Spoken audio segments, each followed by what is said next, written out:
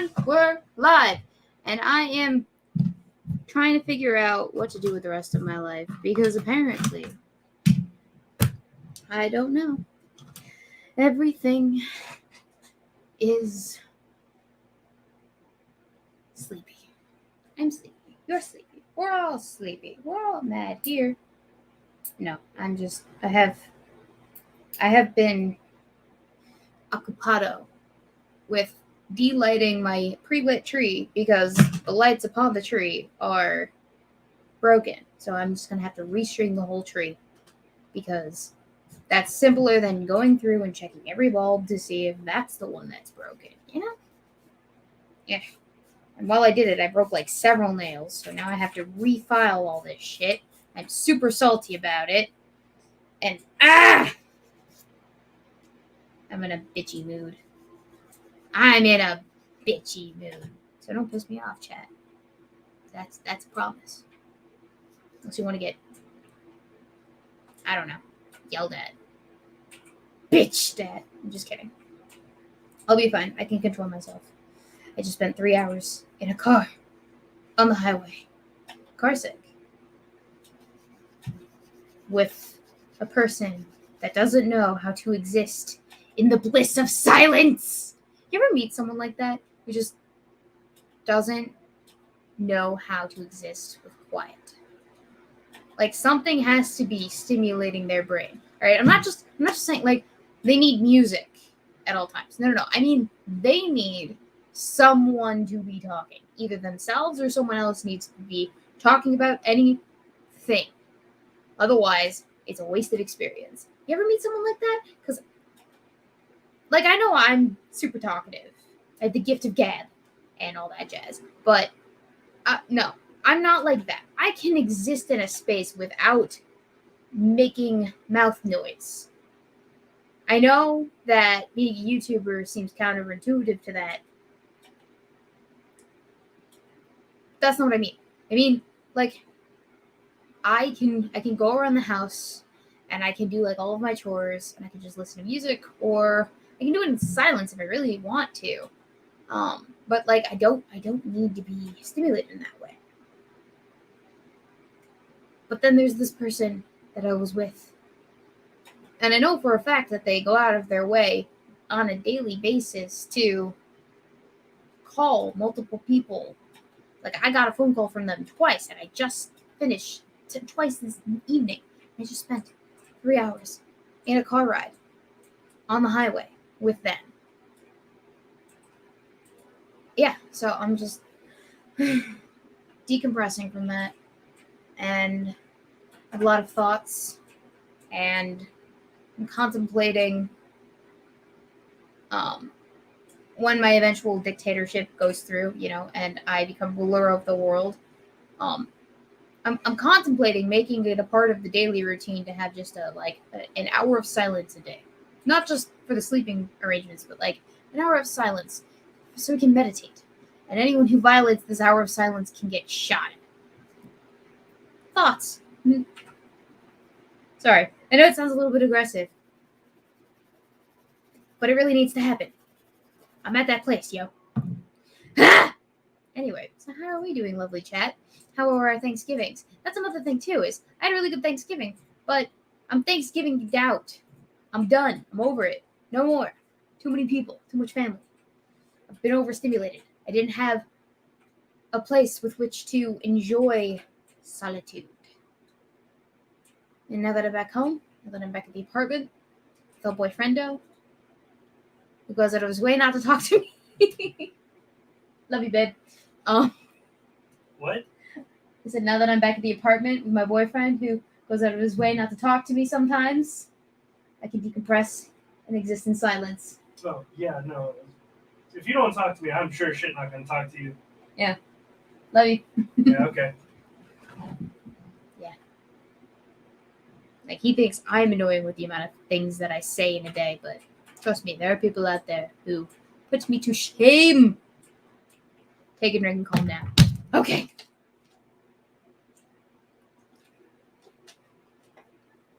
Yeah.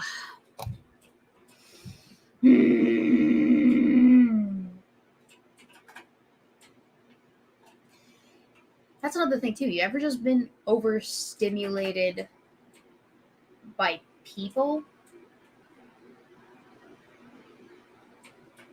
Because that can happen.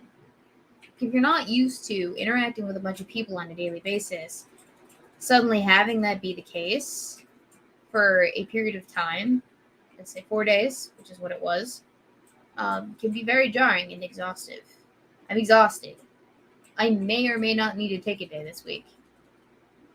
My job doesn't have me interacting with a whole lot of people.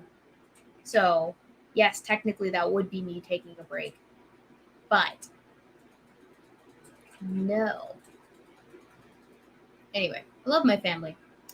But there are so many of them. And, like, even last night when I went to go retire, because we were at the cabin in the woods as a family, like all 30 million of us. Up at the cabin in the woods. I'm in the basement by myself with my brother's cat, who he brought with him because the cat needs to be fed on a daily basis and can't be left alone. He brought with him the cat. The cat doesn't talk. So I was in with the cat to kind of decompress and relax. And I was falling asleep. 3 individual times there were people coming in and out of the basement. No one else is sleeping down there besides me and my brother. Three individual times people came in and out of the basement to talk to me, or to see the cat, or to talk to me and see the cat. Anyway, I love my family. But boy, are there so many of them, and not a lot of opportunities to just be. You know? Be with oneself. By oneself. If it were to come down to it, and all of us had to like live up there full time in each other's space, I'm pretty sure my family would not be as numerous. I think we'd all kill each other relatively quickly. Yeah, Holly will be on. He will be on a little bit late. He's got something that conflicted with his schedule for the evening, so he'll be on later. But for right now, it's just you and me, chat. We're having a lovely chat while I file my nails that I broke while I was delighting the tree. Speaking of which, yeah, okay, so, holidays. What? Oh, nothing here. Actually, someone just asked in the chat what your opinion of my family is. My honest opinion, or the one that I just joke around with? Your honest opinion? Okay. They're a very large, tightly knit family, and that's a new step for me that I'm still getting used to. That's fair. So I'm still getting used to it myself. think of it as a mafia of people. They're not a mafia. Because it's not a gang. They're very well organized. Yeah. It kind of does feel a little bit mafia-esque. A little bit. Vin Diesel would be proud. I guess, yeah, you're right. Because it's not even just blood relations that are in the family. I'm aware of what I said, yes. Yeah, okay, gotcha. Mm-hmm. They're not Mexicans, Joys of Sorrow. They're Polish and Which German. is worse, arguably. Hey. Anyway, so that's what he thinks of my family. We didn't just have one Thanksgiving. Well, El Boyfriendo was there for the first Thanksgiving, but he had to work on Black Friday, so he couldn't come up for second Thanksgiving, which was where the second Thanksgiving was. We had a second Thanksgiving. It was with the whole family. The food, the amount of food. Like, you could run out of one dish of potatoes and there would be a second dish of potatoes. Like a whole bowl of potatoes. There were so many different things. Did you know that you can make Thanksgiving egg rolls? And it's probably one of the greatest inventions of our time. It was I had a turkey stuffing and mashed potatoes egg roll. And it was literally just those 3 ingredients prepped, made, rolled into an egg roll and fried. And it was delicious. This is my first time ever experiencing such a godly, sinfully tasting, delicious piece of morsel from the gods. It was great. And that wasn't the only one that we had. We had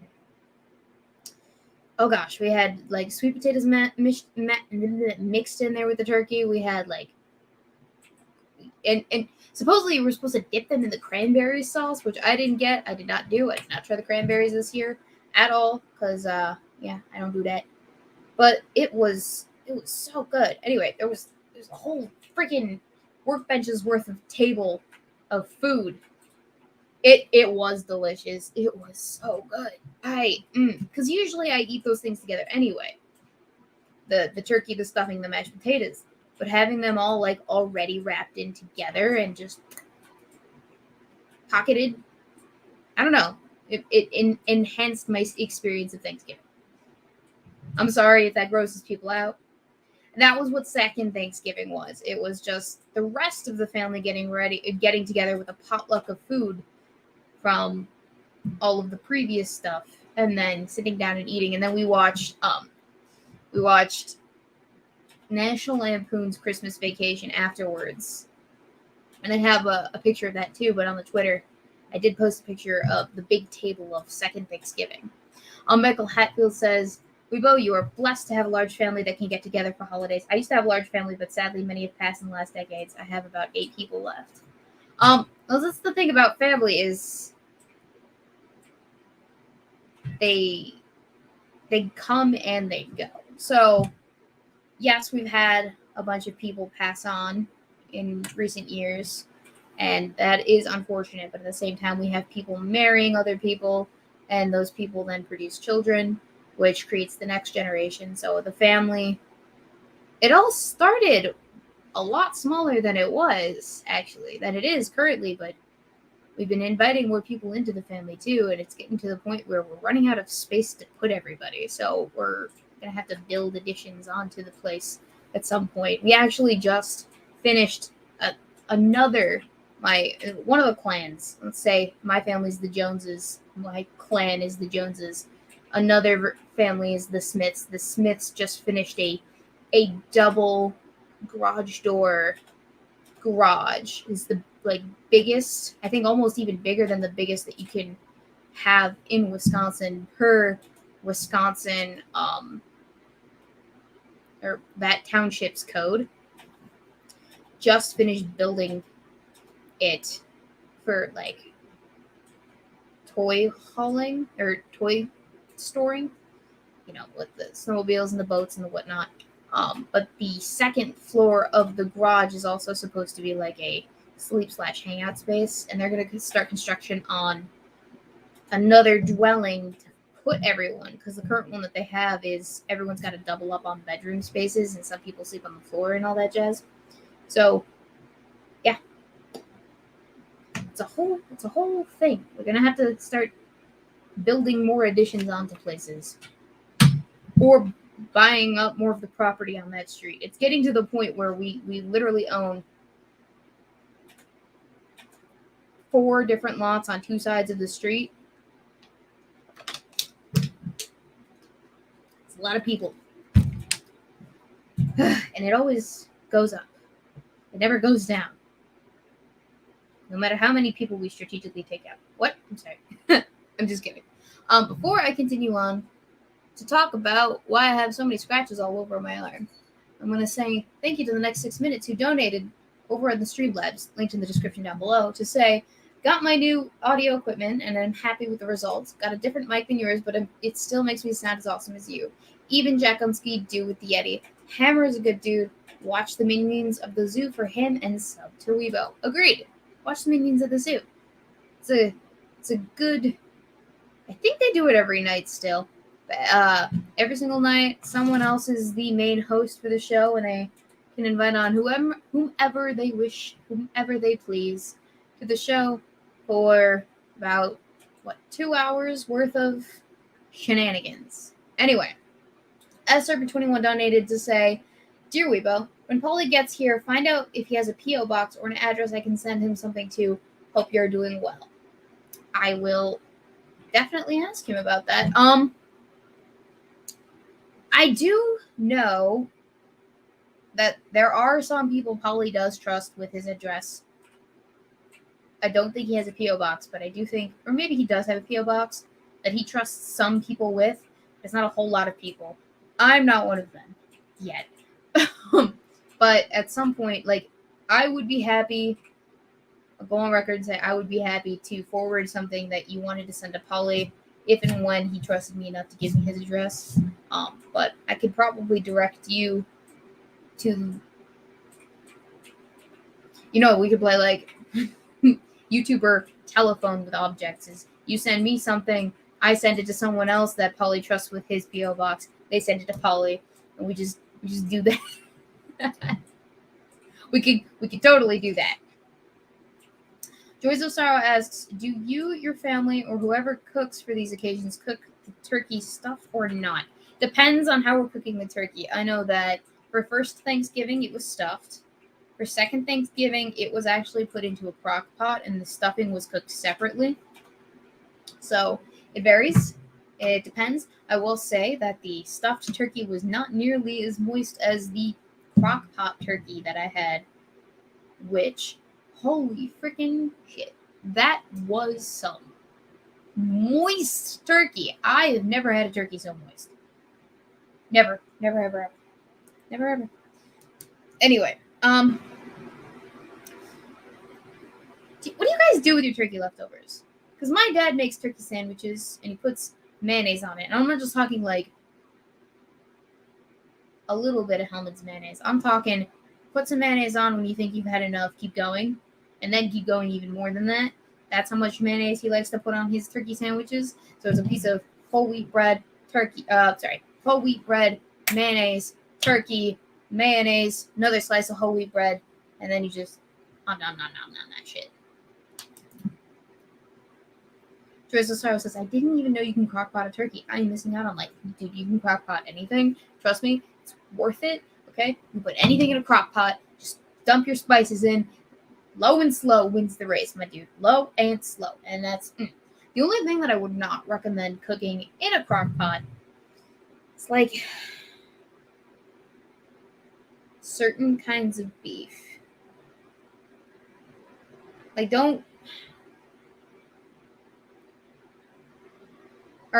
certain variants of, like, okay, so if I'm making chili, you don't put the beef in the crock pot uncooked. You pre-cook the beef and then you add it in with everything else, because if you're cooking it with everything else, you run the risk that it doesn't all cook as evenly as you want it to, which I guess is a problem.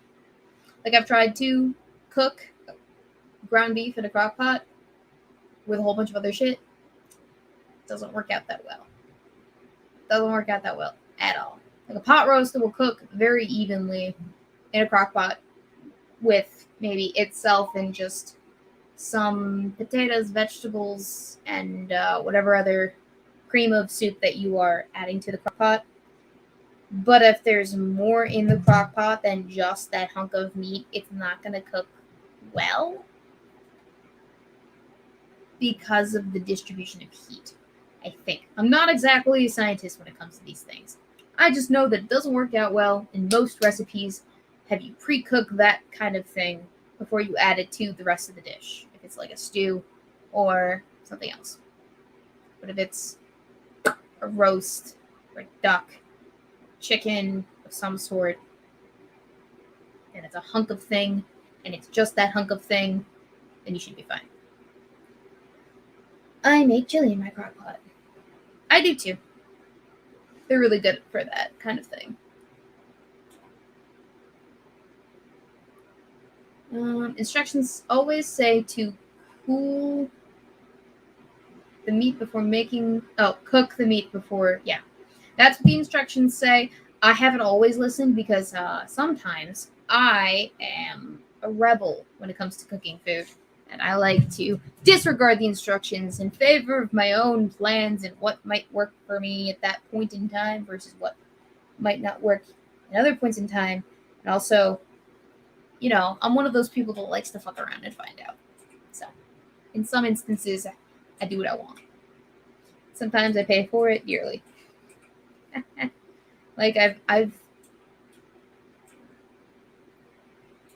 disregarded cooking instructions on a few occasions when I thought it didn't matter, but it turned out it mattered so very greatly, and I've regretted it a number of times. And now I can't think of a specific instance, but I know that there are a few. But cooking is a lot less of an exact science than baking is. Baking is a whole other mountain to climb, my dudes. It requires,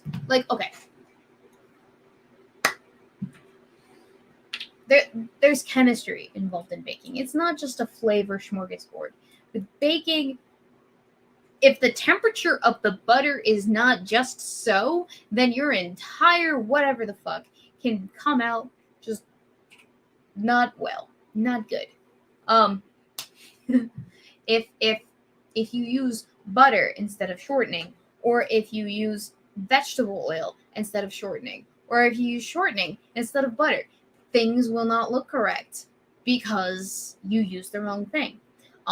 If you use too much baking soda, your baking good will have too much rise to it, as opposed to if you use too little baking soda, then it'll be flat and sad and depressing. If you use one egg as opposed to the two that you're requested to make, things won't go as well as you like them to. If you use too much flour,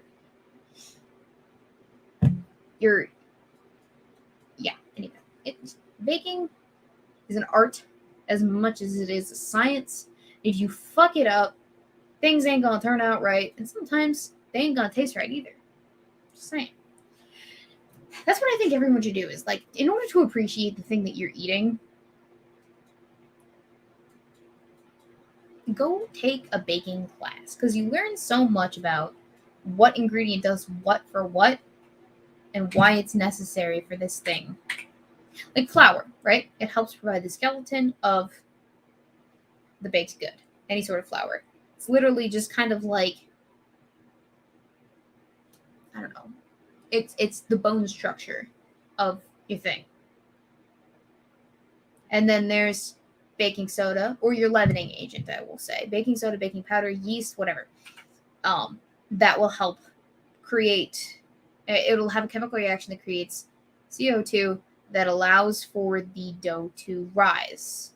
The dough to rise while it's baking, or to rise before it bakes. But essentially, it rises. Eggs also can act as a bit of a leavening agent as well, but they also help in sweetening things, and they also act as an emulsifier. They bind things. If you don't have that, not a lot happens. Eggs are a very crucial ingredient in a lot of baked goods for that reason. What else? And your flavor, obviously, for flavor. So your cocoa powder or your almond extract or your vanilla extract helps a lot in flavor. Sugar is not just also for flavor, but it also does a lot in terms of allowing it allows things to golden.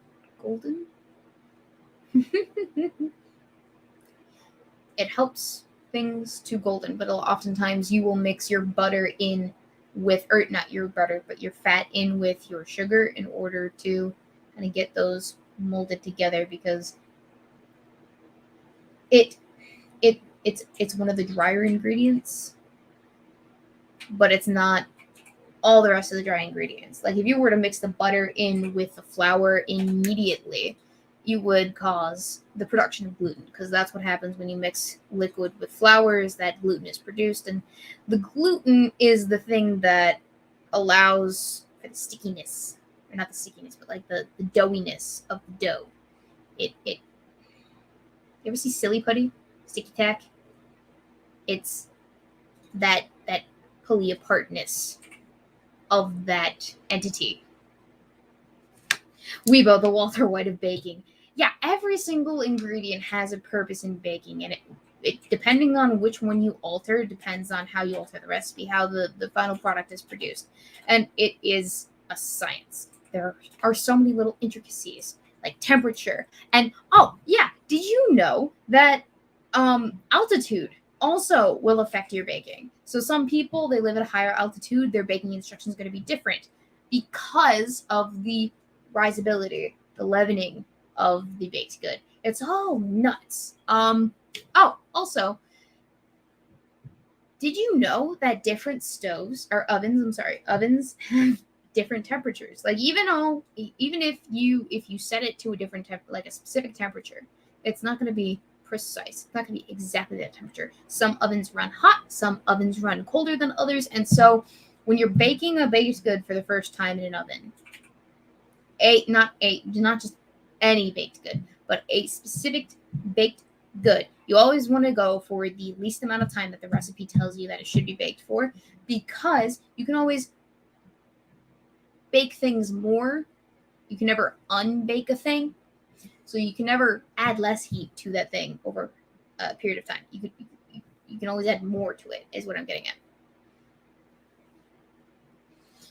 It's kind of scary now, realizing as you speak on this how common the rules of baking and making certain drugs are almost the same. Well, like I said, it's basically chemistry. Baking is it is chemistry. A lot of it is chemistry, and the different reactions that different ingredients have with each other help to produce XYZ outcome.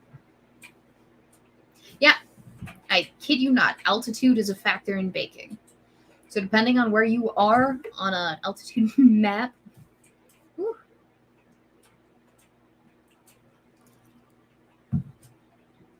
can greatly affect things. Oh, where you place the baked good in your oven can also have an effect on the outcome of your baked good. That itself is a little more anal than I'd like to get about this topic, but yeah, literally anything. The amount of time that you mix your dough can have a factor on the resulting product. Like I said, when you mix any liquid with flour, it produces gluten. The more you mix, the more gluten is produced, and the more putty like the texture of the dough becomes, and the more sticky, the more, it's not gooey, but like the end result is you're gonna get clingier bread, I guess, or clingier baked good. Mm-hmm. Fun facts with Weebo.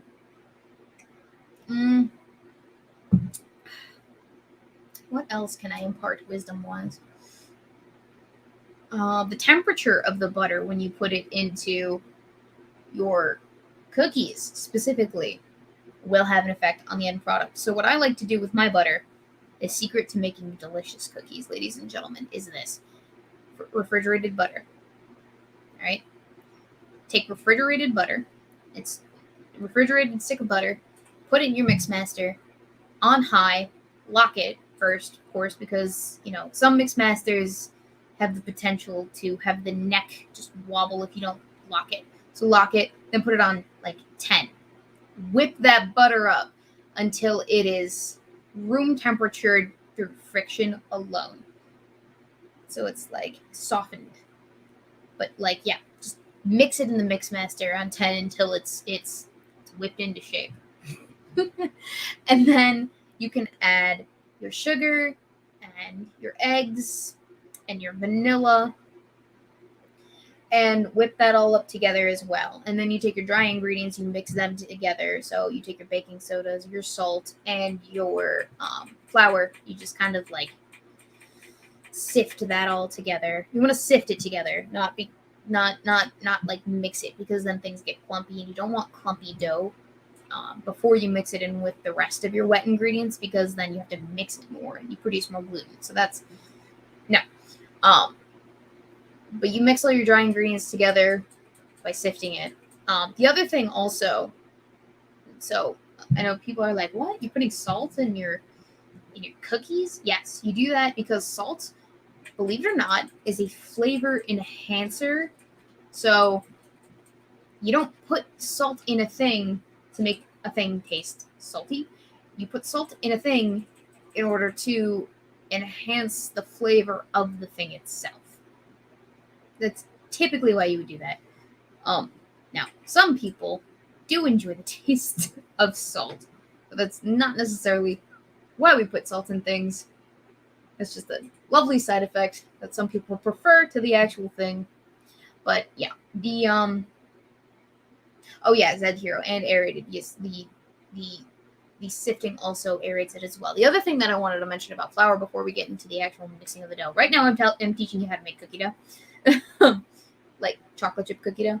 But the other thing that you want to think about before you like mix your flour in with all of your other dry ingredients is the weight of the flour. So a lot of recipes will call for 1 cup, and a novice at baking will just take the cup and scoop it from the bag and put it in the cup. That's what you don't want to do, because a cup of just packed scoop flour will not be the same weight as a cup of spoon scooped flour. So if you take a spoon and you just scoop the flour into the cup until it's well over, like the hump of the flour is well over the height of the cup, and then you knife it off so that it's level, that weight in terms of density is going to be a lot lighter than the one where you just scooped it up and packed everything in there because you happen to be doing that while you're scooping it up. The weight, the density is going to be different for the spoon scooped one rather than the just scooped one. And that's important because obviously one has more flour than the other, and quantities are just as important in baking as anything else in baking. Doesn't that, my love? So you want to make sure that you are not over flouring, because that is a thing that people get wrong and is probably the reason why a lot of recipes don't turn out the way that people want them to, oftentimes. More often than not. Oh, hello, dear. You're all fuzzy. Would you like to sit down with us and learn how to bake? Pop a squat. Lay down. Come on. Lay down. Lay down. Lay down. Lay down. Lay down. Lay down. Anyway, what else? Yeah, so because flour is so fine and so, like, it's basically like snow, you're packing it in. Because it's so fine and stuff, the density is going to be a lot different. So make sure you do that. Anyway, once you have sifted your dry ingredients together and your wet ingredients have been mixed together, I have tree all over me now. Thank you, dear. Have you been playing in the tree? Oh, I'm going to have to brush you out. Once you've done that, then you can add your dry ingredients to your wet ingredients and then just mix them together. You're going to want to do it a spoonful at a time, because otherwise, if you do it all at once, flour's going to go everywhere. It's going to go flying, my dudes. Do it all at once, and then you can mix your chocolate chips in. I like the mini ones, the semi-sweet morsels. You don't really need much more than that because, well, you don't. Bob's your uncle? Yeah, chocolate chip cookie dough. No, I didn't give quantities, but I could probably find my old recipe card and just be like, here, do that. At some point, post it to Twitter. Here's my cookie recipe. It's a very good cookie recipe. But yeah, that's how you make the perfect cookies. Lay down, ho. And here's cat butthole for you. Because I know you all were dying to see it. Hello. Oh, you know what? We need to change their bow ties. Because it's no longer Thanksgiving. I'll change their bow ties on Tuesday when I put up the Christmas decorations, because that's what I'm going to do on Tuesday. How's Valentine's? I asked Daniel Fullman. It's unchanged. I don't think she's going to get her sight back. I think this is who she is now. I think she's a half-blind cat, and I think we just have to accept that. I don't mind. I'm used to having a cripple for a cat. It's actually, I think, they make for the best cats, in my opinion. In my not so humble opinion. Who's a good girl? There she is. Did you miss mommy this weekend? Yeah, we left them at home. I left them at home because El Boyfriendo doesn't come up. Like I said, he was working, but I left him at home with El Boyfriendo who took care of them. Yes, I did. But you need Ma'am, you need a brushing. You have cat dandruff. What is that? Is that from earlier when I was scratching you? Jesus. Girlfriend, you need a cat bath.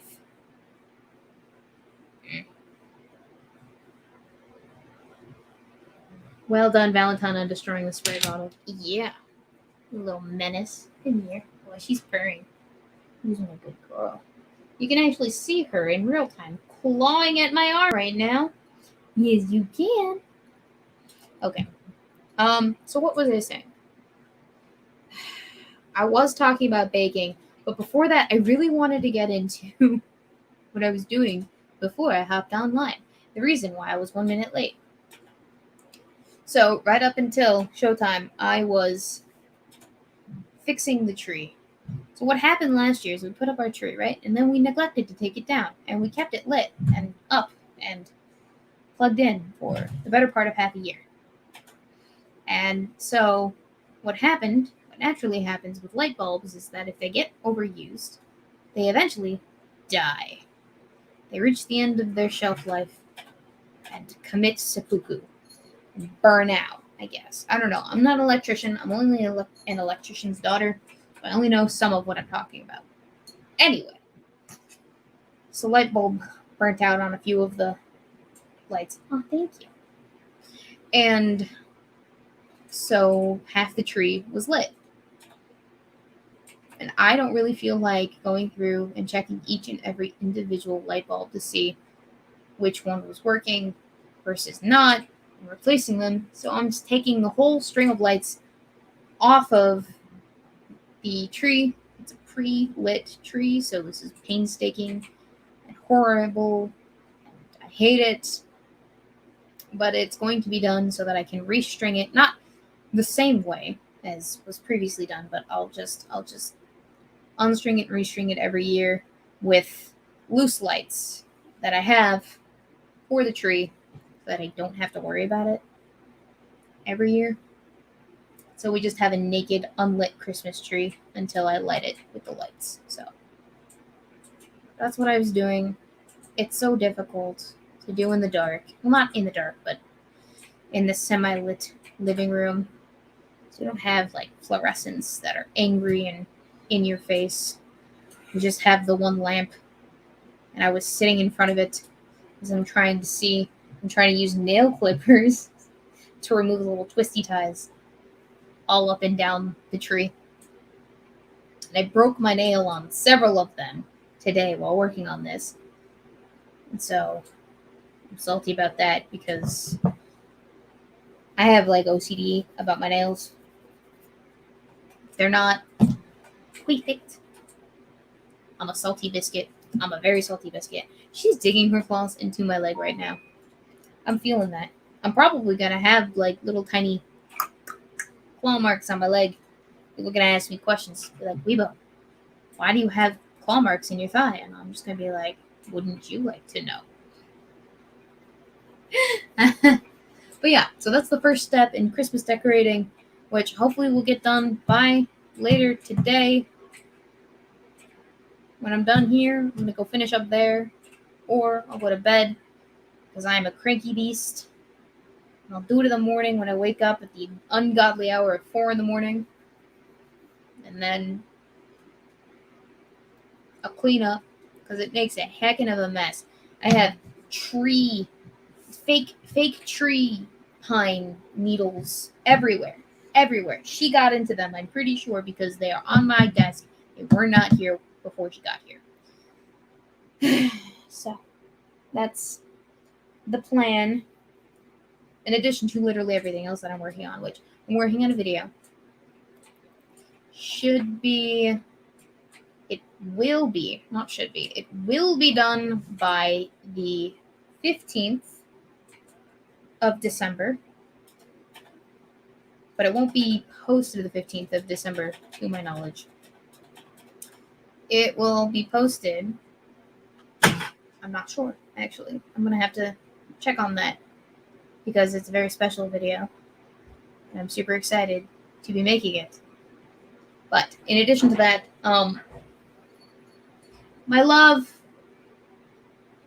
My love, your daughter is getting into some shit in the bedroom. Meowschwitz, what are you doing? Come here. Get down. You're in my line of sight. Yo-ho? Come here. Come here. Come here. Get down here, or I will alinity you. I won't alinity you. I love you too much. You're too much of a sweetie.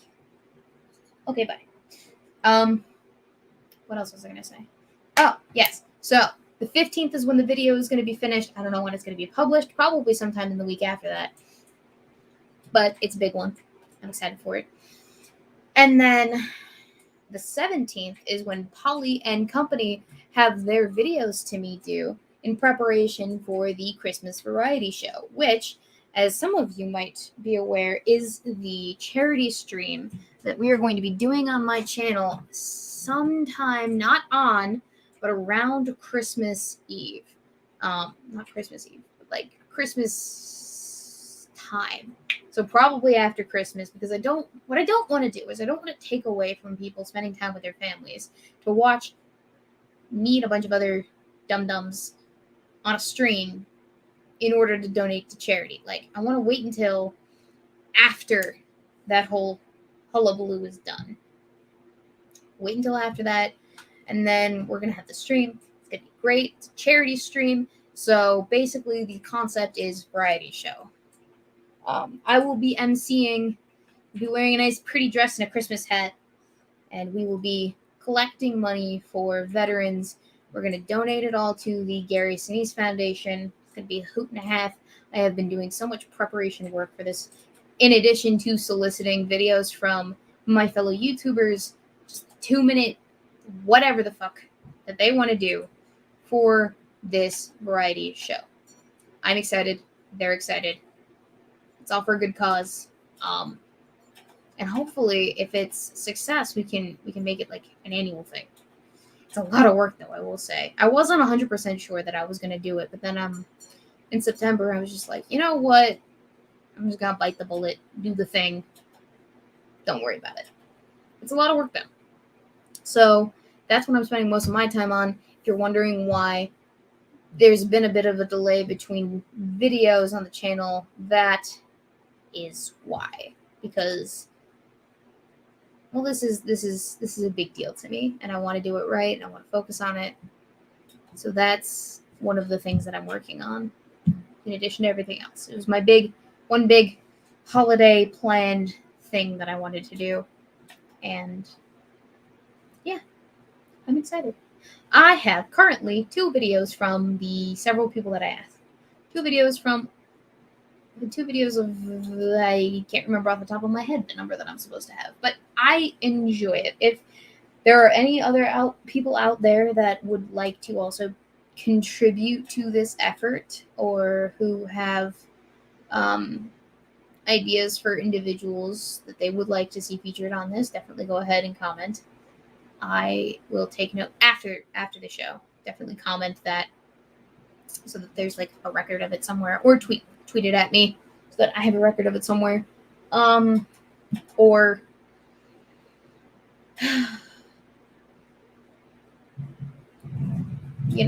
don't, if you don't want to. But I like the idea. I like the idea of not just, raising money for charity for veterans, but I also like the idea of just being philanthropic in general, but also the idea of bringing people together for a good cause. People who might not currently or have ever interacted on the site, of getting my audience and to know about other people that they may not normally watch, and giving them a little flavor, a little taste of other people's content for them to enjoy. Allowing for the audience, allowing for other YouTubers to maybe stretch that creative leg that they have. It's going to be a good time. Yeah, speaking of the otter, where is that evil creature? Well, let me consult my Discord, Oracle. Well, he said at 6:34, an hour 15, which is an hour and 15 in Otter speak. So let's see, 6:30 to 7:30. That's an hour plus 15. That's 7:45 plus 4 minutes. That's 7:49. So he has literally 1 minute to be here.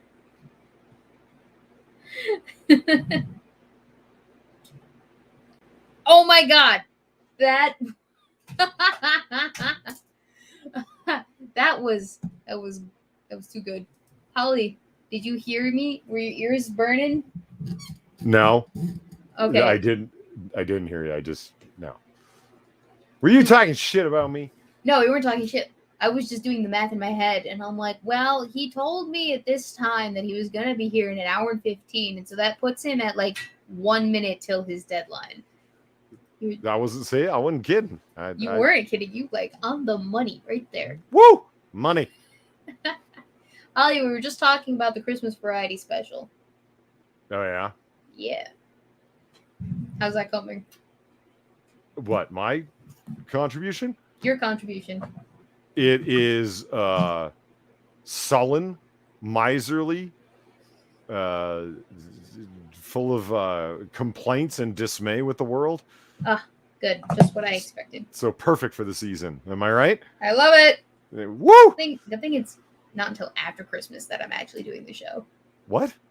Well, I can't do it before. Because like I said, I'm getting the string kit for Christmas. So I have to do it after Christmas. And plus, I didn't want to do it on Christmas because I want everyone to enjoy the holidays with their family and not get distracted by my shenanigans. Hold on for a fucking second. Why are you using this old Weebo Jones thumbnail here? Oh, well, because I instead of scheduling it, I just went ahead and like started it. So I'm gonna have to go back and rechange the thing. Rechange. Or change the thingy. Fair enough. The thingy. The thumbnail. There we go. That's the word that I was looking for. Woo! Yeah. See, Lan's backing me up. I only spoke kind words about you. I am going to believe him rather than go back and hear what you actually said. So,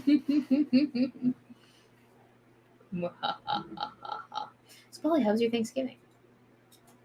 It was all right. Is all right? Did you get your goose? No. Your duck? No. Your...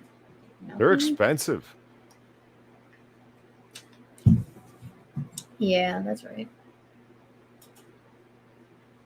So what did you do for Thanksgiving then? Turkey? Sat alone. Pondered my poor life choices. Drank, cried. The usual. You?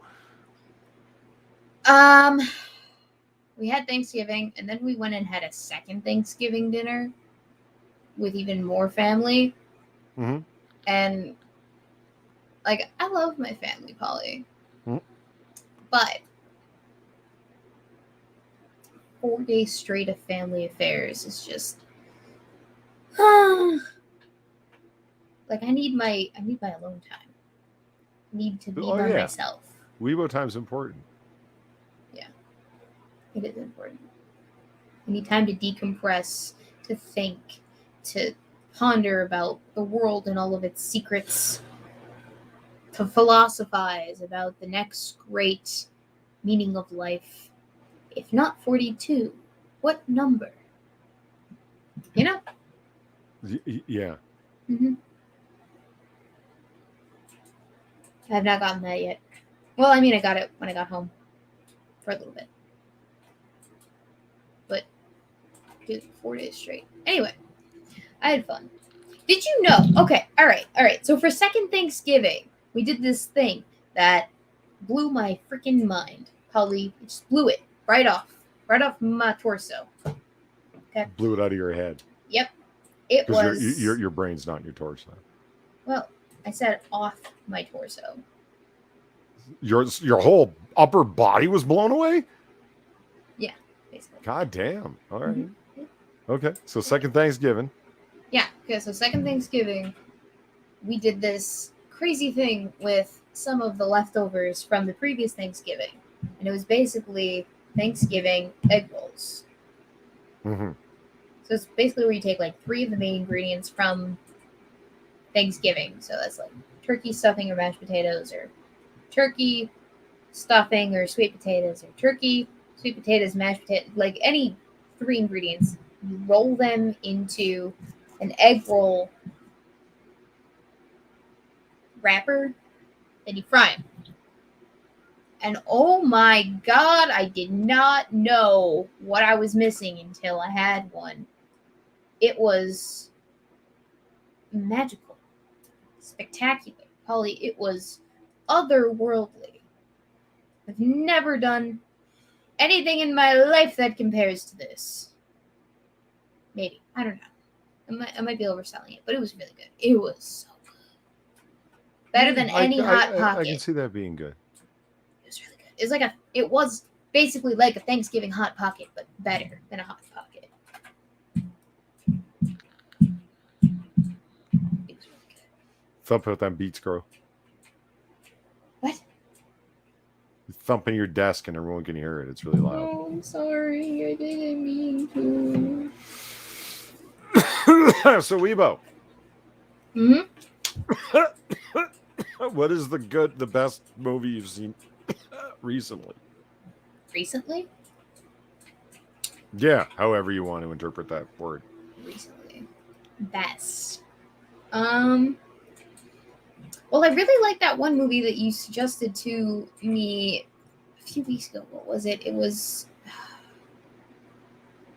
the one... Fucking Surrogates? Surrogates. Yeah, I really liked that. Yeah, it was good. Oh, yeah. And it made me want to do a post-apocalyptic dystopian society movies. So I think that's the theme that we're going to pick up after December. Okay. December is going to be dedicated to Christmas movies. Of course. But right after December, we're going to hop back on that dystopian movie train. You know what pisses me off about the ongoing debate, and yeah, it is still ongoing, as to whether or not Die Hard is a Christmas movie? Yeah. Is it nobody talks about Die Hard 2. Die Hard 2, if anything, is more of a Christmas movie than Die Hard 1. If anything. I can't remember. What happened in Die Hard 2? Die Hard 2. That's the one where the German John guy's McClane brother takes revenge, right? No, that was No. that was 3. It was 3. He has gotten back together with his wife. John McClane has gotten back together with his wife Uh-huh. and become a cop from Los Angeles.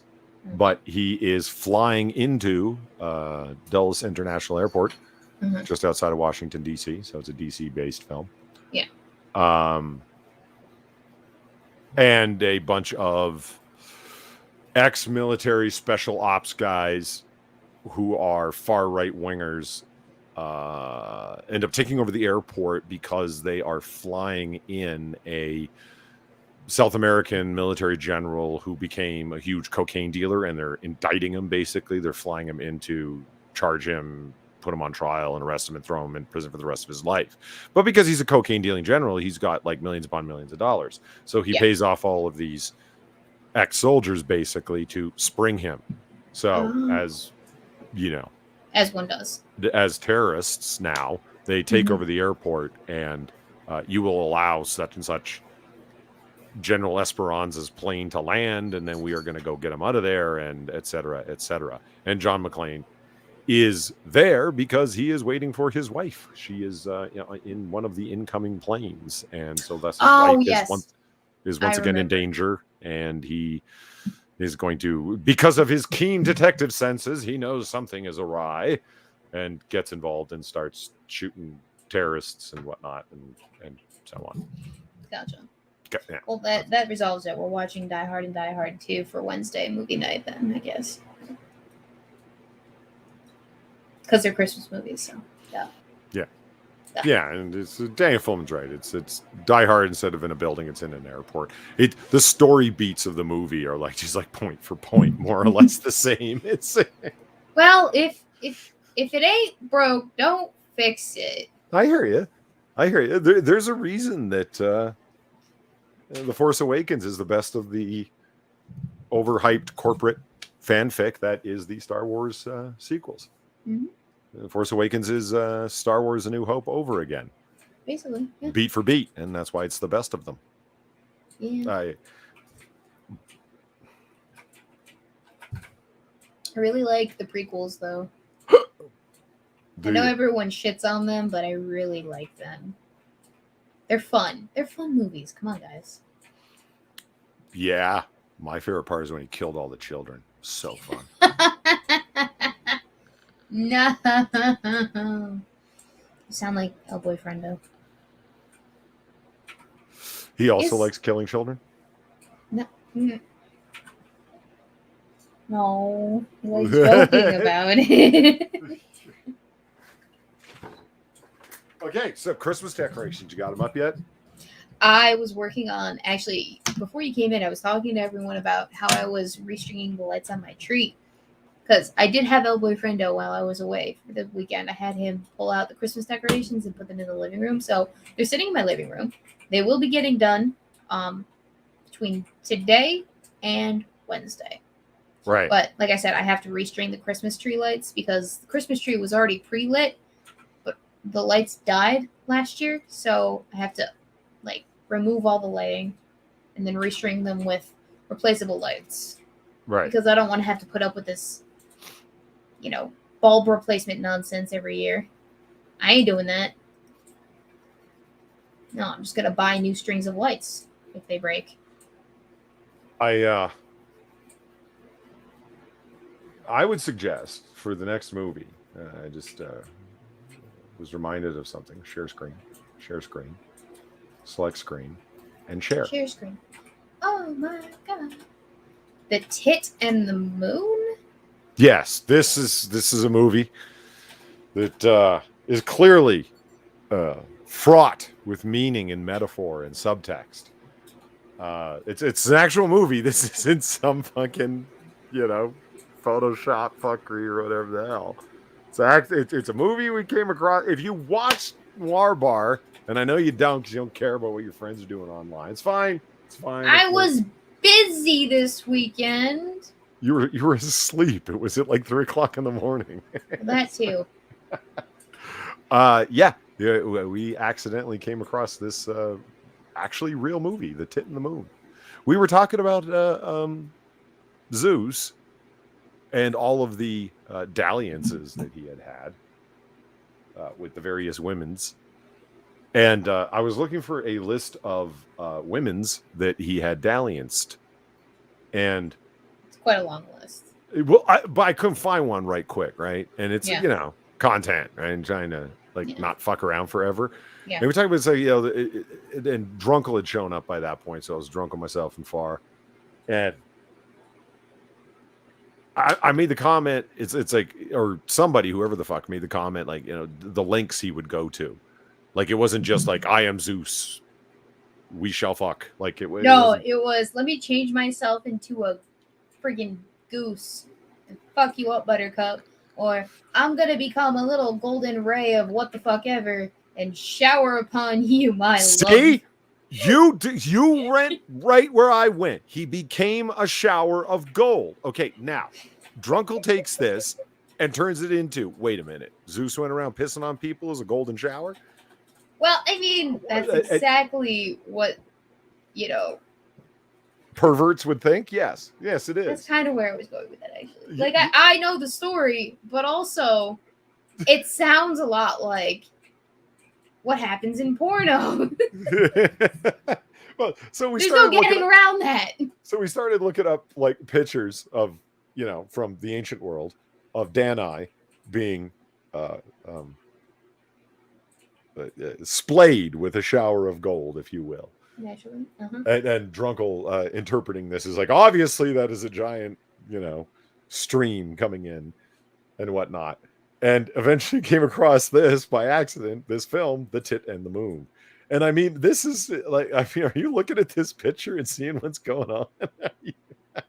He's not, the tit's not even making it. Like, Well, the There tit's is not enough of a stream from the tit to make that much of a mess, Polly. What is going on? Well, the tit is off to the right, the upper right, obviously. Yes. But it's a Yes. boy. Like, I mean, and he's, he's all about it. It looks like he's. But did you look up the synopsis for this movie, or are we completely like leaving Well, it a mystery? does not the poster tell you everything you need to know? No, it tells me exactly nothing. No, I Is have not. the moon the boy? No, I Why have no. is I the have boy no named idea. Moon? I Who have is no big idea. ass Luca? Made by biggest. Is that a I don't know if that's Luna and then thus Luna Moon. Or if that's Lupa or Luga or what the fuck. I didn't want to look too far into it. I didn't want to ruin it. But it has an IMDb page. Oh boy. It does? Are you going to share it with us? Are you going to share it with us, or do you want me to share No, it? I haven't. No, I haven't been there. you don't want to, because you want everything to be a surprise. Yes. You want every okay. So I shouldn't look up the IMDb page. You don't want me to spoil everything. I think you're going to do it anyway, aren't you? I'm really curious now. And can I wait for movie night, which we should probably schedule now since we're talking about it? I mean, I won't be able to do it this weekend because I'm going up to visit my baby brother in college. So, Ollie, we got to do it after this weekend. Oh, 6 is here. 8 6. Hey, Sex. So, when do you want to do this?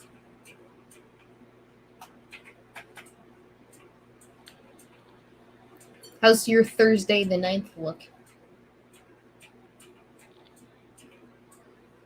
I usually don't make plans that far ahead. I have no idea. All right, well, it might look fine. I don't. I'm just going to pencil you in here I live on the fly. at 7 o'clock p.m. Central Standard Time. Movie. Oh. I have my alarm set to go off at 9:05 a.m. this morning Why? because I had to awake. At 9:05 this morning? Because I had to be somewhere by 10. Why 9:05? Why not 9? I have this habit of refusing to set my alarms for round numbers. So I set my alarm for like 9:02, 8:59, things like that. But why? 10:16. Why is that a habit? Because I refuse. There's something so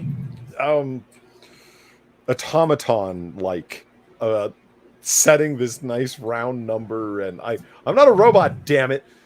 Or I'm programmed by ones and zeros, and I wake up at these particular round things, and you ever heard 1984 when the alarms go off at a precise time, and they have 5 minutes to be standing in front of their computer screens doing the exercises as commanded by the what the hell was the name? The Department of Plenty, I think, is who was making them do their daily calisthenics. Like, I don't know. There's something a little too orderly in setting my alarm for nice round numbers. So I always set it off by a few minutes in one direction or another. That's in quirky. any case, Weebo, that's not the point of the story, all right? That's not the point. Okay. I am not here to be psychoanalyzed by you. Okay, okay, fine. I will not psychoanalyze. I will psychoanalyze in my head. I assume you were doing such anyway. So anyway, I wake up at 8:30 and I'm on my couch and I still have my shoes on. I got 4.5 hours of sleep in the clothes I was wearing when I fell asleep with my shoes still on. That was my night last night. That was my sleep last night. I'm just allowing you a insight into a slice of an insomniac's life. Things like this happen. So I've been up since then. I woke up, took my shoes off. Not so much showered as I did run through the shower water because I woke up. And run through. Was that a comb? No. Was that a brush? It's an emery board. It's an emery board. So you sit there and do your nails. What are you, I Anna broke them Navarro? earlier while I was trying to replace the lights, and it's really bugging me, Polly. It's really bugging me That you broke your nail or the lights? that I broke my nail. Oh. Well, because, like, okay, you ever have, like, a piece of nail that's just hanging off, that's not, like, connected to the other pieces of nails, and you just want to pick it off? I hate picking it off because there's no it'll control. tear and it'll be yeah. Exactly, and you tear it like way too close to the nail bed, and it hurts. Well, I can't resist tearing at it, so what I do instead is I just file it down until it's no longer a problem, and then I can like live in peace and harmony and not have to worry about it. But I'm a picker, Polly, so I will pick at the nail if I don't have the ability to file it down. And like I said, I broke like 2 of my nails. Like, these are completely natural. Like, I don't get my nails did at the salon ever. You don't get your nails did. I don't get my nails did. These are all completely natural. I file them myself. No Fix paint. cuticles yourself. Exactly. I do all that jazz myself. But like, I like to not have broken nails because otherwise I'll pick at them, and it's just it's a compulsion. I will pick. I got a question for a big-titted girl. I saw something funny happen today. That's me. What's up? This girl was running down the stairs quite quickly. She was on her way somewhere. I know not where. But do you know where this is going? I feel like you know where this is going. I mean, she was taking 2 steps at a time down. Like, taking 2 or 3 steps at a time up. Okay, that's one thing. Down, you're in a rush. Okay, so she's taking 2 steps at a time down, and she had a firm grip on each tip. I knew it. She didn't do the crossed arm thing, like, you know what I mean, just to kind of provide some bottom support. She was like, both tits were solidly grabbed, and she saw me at the bottom of the stairs, and I just kind of like stood to one side, and there was no embarrassment about what she was doing because she was in, you know, these motherfuckers ain't bouncing. I don't have 2 sports bras on. I gotta move and fuck it. So that's my question to you. Have you ever been in such a rush? Did you? Yeah. Guilty. I do it at least twice a week. Like, not up and down the stairs, but like just across the room or whatever. I just be like, fuck. Gotta go. Because like, I don't got time to put on my sports bra so that the puppies don't sock me in the chin in my rush to go from point A to point B. And you know, like, your girl Weebo, she likes to wear her bralettes, which are very comfortable, provide some support, but not nearly enough to actually prevent them from 1, falling out of the cup, or 2, hold on. What's a bralette? Is that what you said? A bralette, yes. So there's sports bra, which is the maximum amount of support you can have. Sure. There is a push-up bra, which gives you support in a different way. But more like towards your chin and without much forgiving, you know, jiggliness. They push your boobs all the way up to your chin, basically, and they keep them there. Yeah. Then there's just a regular bra, which just holds the ladies, preventing from the bottom them from with the wire. Yeah, exactly, from wobbling in and out and everywhere else. There are bralettes, which there's no wire. It's just straps and kind of like, it's like a tank top, but without the tummy. Oh, I understand what you're talking about. See, I just have never heard that particular descriptor for it before. All right, yep. I get you. And then there are training bras, which are for the ex-girlfriends always called it a bra top or simply a bra, and I've never heard the phrase bralette. No. They would say underwire bra when they meant like as such, or lingerie, which still has underwires in it, which is weird. Oh yeah. Lingerie has underwear. Well, okay, so lingerie is a much broader topic because it's not just bras. It's also underwear and socks. And sheets, for that matter. Sheets? Yeah, when you in Casablanca, if you remember, the guy selling at the bazaar, he was selling lingerie, and it was everything from it was all kinds of silken linen finery. Yeah, but sheets? Yeah, like Like- bolts of fabric. He had curtains. He had Yeah, but that's not handkerchiefs, napkins. He had all sorts of silken finery. Yeah, but that's not lingerie. Like the Well, that's what classic- his sign said. I don't know. Well, he's wrong. So yeah. Well, Lingerie- he was in French Morocco. I'm assuming it's lingerie is a French word that probably just means like fine fabric. Maybe. But traditionally, at least in today's vernacular, lingerie is referred to as the sexy underthings on a woman. Not just limited to bras, but it can include like garters and weird sock holders and Right. and tiny little linen or satin dresses for sleeping in and other intricately designed things that you know what, Polly? I don't quite understand the point of lingerie. If I'm being quite You know, frank. hold that thought. I'll be back in just a second. Or tell the audience. I'll be back in just a second. Okay. Well, no, I'll hold the thought for when Polly gets back here because it confuzzles me, ladies and gentlemen of the chat, the purpose of lingerie and all that jazz. Oh, yeah. That reminds me. I was supposed to ask Polly about his P.O. box. So, chat, remind me about to ask Polly about his P.O. box. Yeah. If you ever go shopping for lingerie, it's a black hole of despair. Because, like, what if you get the wrong thing? Then you try it on.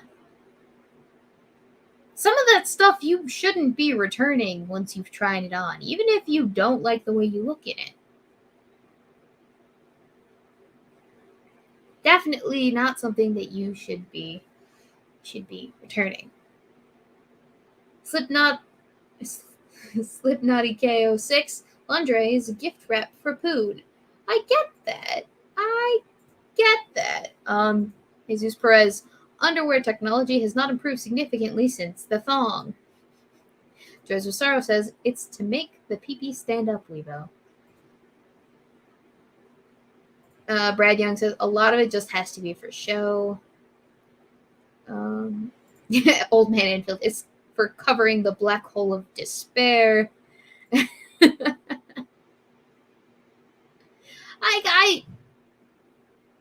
I don't understand the point of lingerie because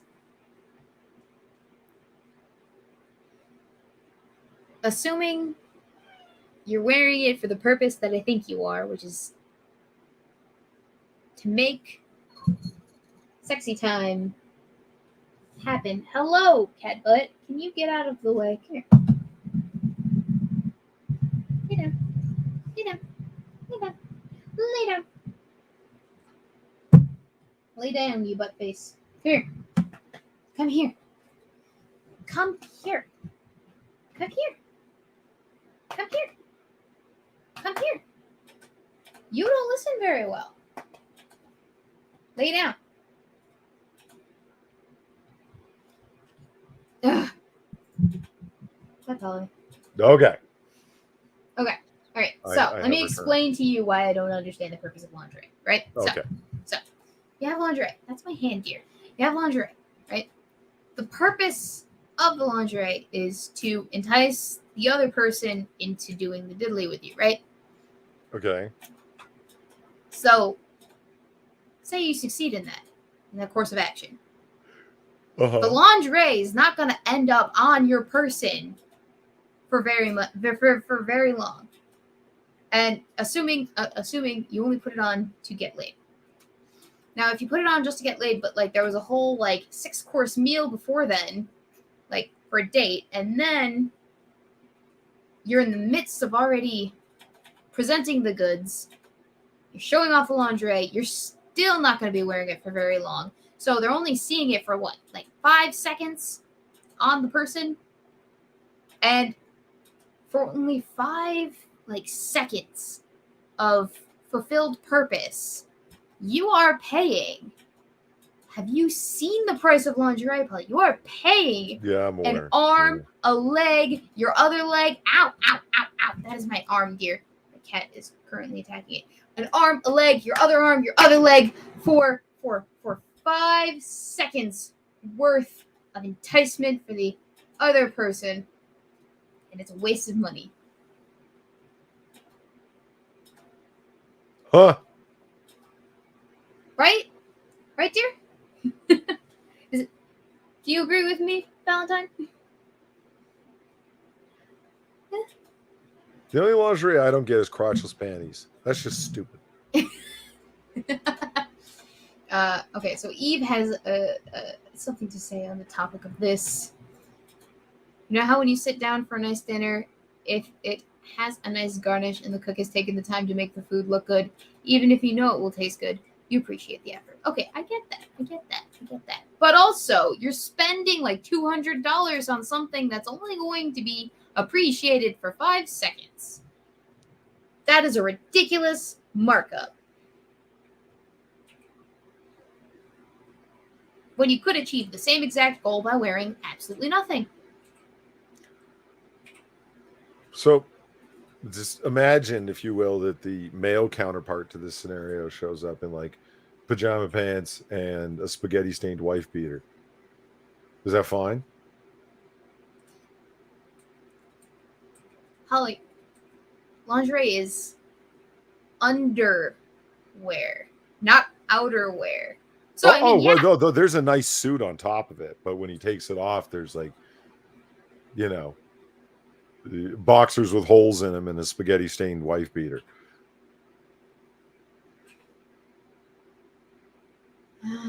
Oh, we was cornered. Oh shit.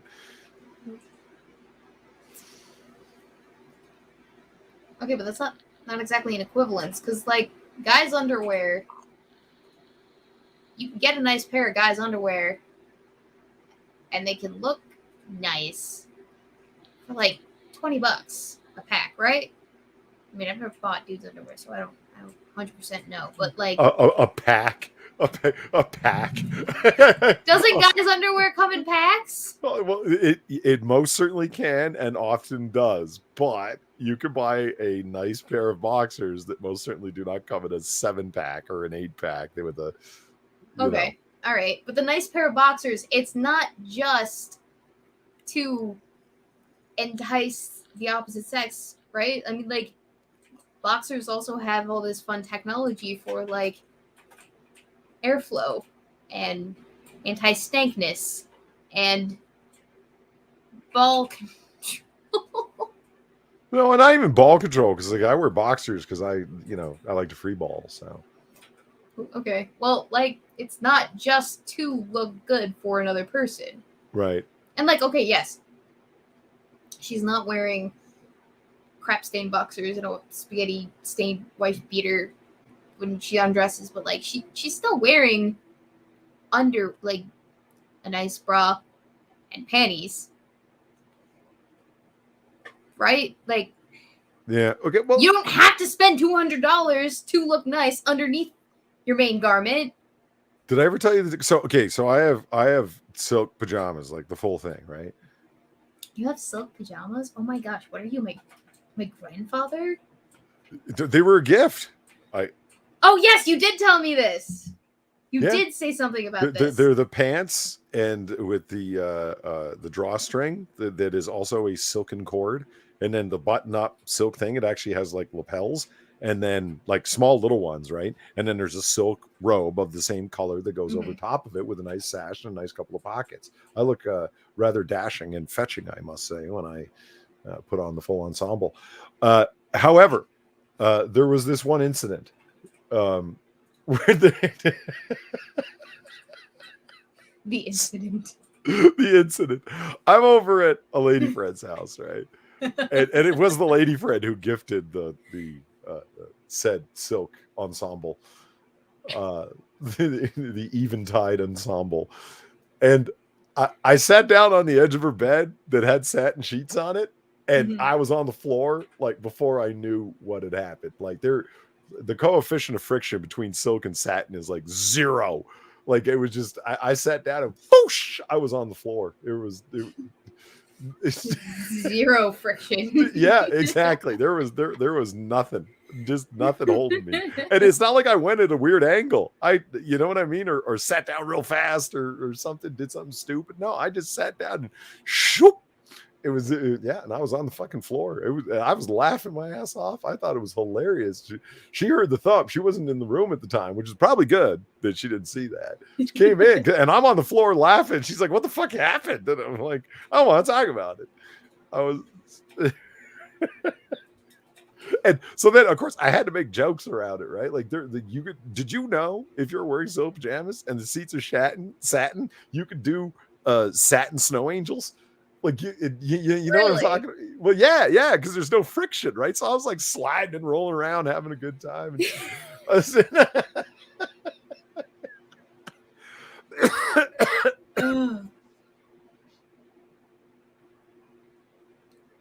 Are they comfortable?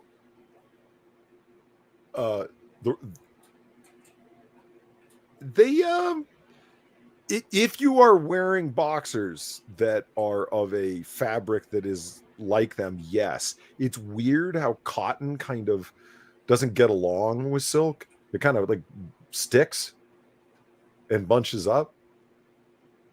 So you have to be wearing silk boxers with your silk pajamas? Or satin or something similarly shimmery. Okay. I don't know my fabrics very well, but yeah, you have to, and I didn't buy them in a pack, Weebo.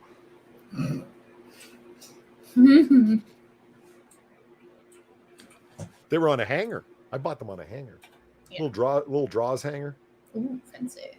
Yeah, I was at the department store, and I went over to like the wealthy men's section, the wealthy gentlemen's section. There were little sock hangers. When you buy socks, they're like that come like by the pair, not in like a pack. The $50, $60 see-through gangster socks, like those ones. Yeah. Okay. Yeah, that's where I bought those boxers, and there was just like there's I could justify dropping money, a good amount of money on a good pair of like underwear if you're gonna get more utility out of it than just like the 5 seconds of enticement. If that's its singular purpose, though, no. That's all you're going to wear them for? No. I'm going to get myself, like, bras are expensive, Polly. I don't know if you've ever gone bra shopping before, but they're expensive. $50 minimum for the kind of bra that would support your girl. Well, yeah, but you need, like, technical nanotube reinforcement type material. Mm-hmm. So, I'm not surprised that it's a lot of science behind it. You need space age technology to help you out. Wait, hang on. I'm going to ask this question of my boyfriend. Babe, thoughts on lingerie? It is a fabric indeed. I mean, are you, like, does lingerie help with the experience? Does it hinder it? Is it an indifference? It is one more obstacle to the thing that I want most. Oh my gosh, see, we're of the same mind on this. It's pointless if I can't rip it off. Because it's so expensive, right? Yes. Okay. Stupid that pieces of woven fabric are expensive to begin with. Well, yes. Well, even more stupid that this thing that is meant to entice, I cannot rip. Pretty much. Even though it looks rippable. It's not. Entirely rippable. It does, doesn't. Yeah, that's another thing. It's super freaking fragile, but it's like super freaking expensive. All right. It's already got holes in it. Thank you for validating my experience. There's funny. Well, I'll tell you that story after the stream. Okay. Ripping stuff. No, thank you, dear. Can I get another water, though? Absolutely not. Okay.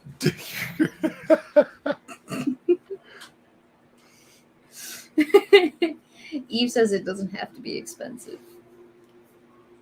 Point me at a place that sells inexpensive lingerie, and I will see about it. I've only ever really looked at Victoria's Secret for lingerie, though, so I'm probably not looking at the right place. Hey, Val. Want to say hi to the people? Thank you, dear.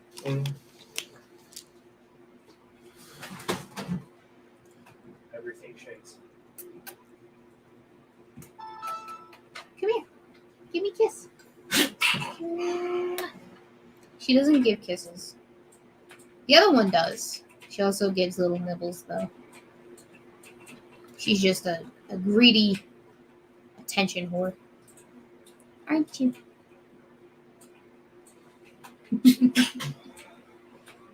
I've been told to try Adore Me for quality at a good price. Okay. You could try Wish. They have cheap crap. Okay, here's the other thing too, right? Yeah, don't buy lingerie off fucking Wish.com. It'll be like, oh, look at that lingerie. That's wonderful. And it arrives and it's like Barbie's lingerie.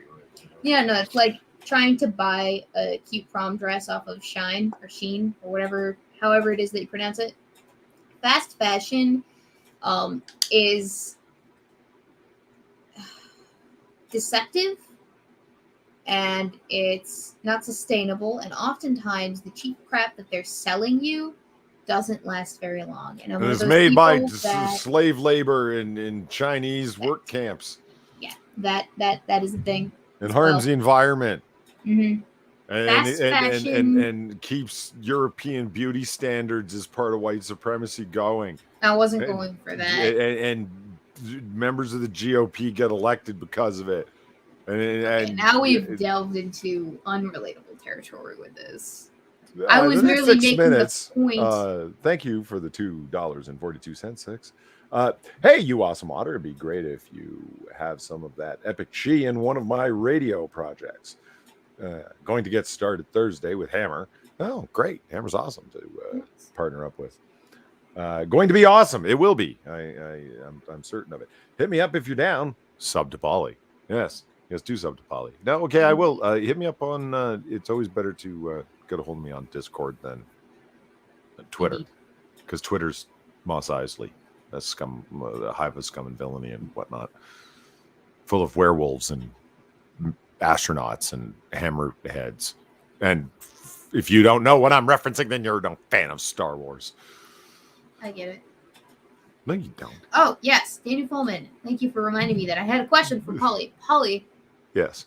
I was asked if you had a P.O. box or an address that can be sent mail for you, or if there was some way that someone could send you mail. I did have one, and then I received like a tiny otter plushie with all these pins in it and its head cut off, and I was like, no, never again. What? Really? No. But I figured that's what would happen. Oh, so gosh. I have never gone through with it. I mean, people suggested the idea, and it seems like a good idea, but then, Well, is there a way that people could send you things through like a surrogate of some sort? Like I get mail for Midnight Thorn sometimes for side quest, and then I just give it to her when I see her in person. I haven't stopped to think about it. Maybe. I don't know. Yeah. Like, is there someone that you trust? Yeah, send it to Hammer. All right. He has my address. All right. So that's how I got Tron vodka. Yeah, send it to Hammer. Hammer will send it off to our good boy Polly. Oh my gosh. Pretty easy to find, actually. Really? I'm right there in between New York and LA. Can't miss me. You're funny. Sorry, I had to untangle my headphones. It's the cat's fault. Yeah, actually, I think you're right. I think she fucking got into my headphones and decided that she wanted to fuck around and find out. She does that quite often. Did you hear about the spray bottle that died a horrible, horrible death? Getting its neck snapped off? No. What? Did the cat do that? One of them did it. Like, it was sitting on our dresser. So we use the spray bottles for discipline. Right. And it was just sitting there on the dresser. We come home from work one day, and it had fallen on the floor, and the head of the nozzle had snapped off completely. So it was just a bottle like this, a little tiny straw sticking out, and then the spray bottle aspect with a squirter like 2 feet away. The cats know, man. I think they do. I think they knew exactly what they were doing when they did that. Of course. They're retaliating. Now I only have yeah, two I want spray to. I bottles. would like to illustrate a point. See, my concerns about PO boxes are not unfounded. Oh. Because when Far heard that I was going to get a PO box, she threatened to come find where my office is and place an otter plushie on my desk, just to let me know she had been there. And that's the way she said it. And I was like, no. "What?" And I was like, "Why?" And she goes, "Because then I know where you work and live." Okay, and it's like, oh, okay, these are all jokes, right? Okay, go to Farzusmi's channel right now, Upside Down Okay. Harlot. There is a video of her wearing a Japanese demon mask with a weapon that she made herself. It is a giant spiked bat thing with like all sorts of metal shards coming out of it, that because she's a welder, right? That or has welding skills, and like and she's standing there, and you hear this dun, dun, dun, dun, dun, dun, dun, music. Well, there's this poor little otter plushie. It's a death threat. She posted a death threat video aimed at me. It's so like, this is not like everybody here's Far on Noir Bar. Oh, she's cute little homunculus tiny person Australian girl. No, she's a straight killer. She'll fucking kill your ass. So and she's the nice one. Imagine the people that really hate my guts if they knew where I fucking worked and lived. Which one is this? No, you'd have to scroll to find it. Is it this one? No, not that one. Is it like an actual person video? Yeah. It might be labeled as a Ploy Junior video, possible.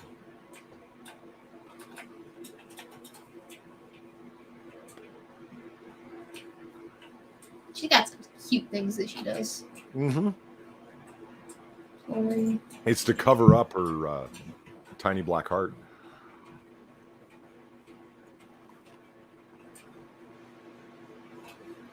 Oh yeah, there's the otters in the zoo. Fuck, that's a creep. The otters are just swimming in circles, and she places my voice over top of them, and like it sounds like they're all having a conversation with each other, but it's all in my voice. It's really weird. Yeah. Yeah.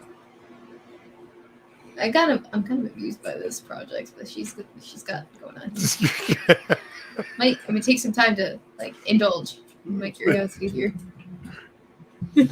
Oh, and there's the famous Coach Red Pill Polly. Yep.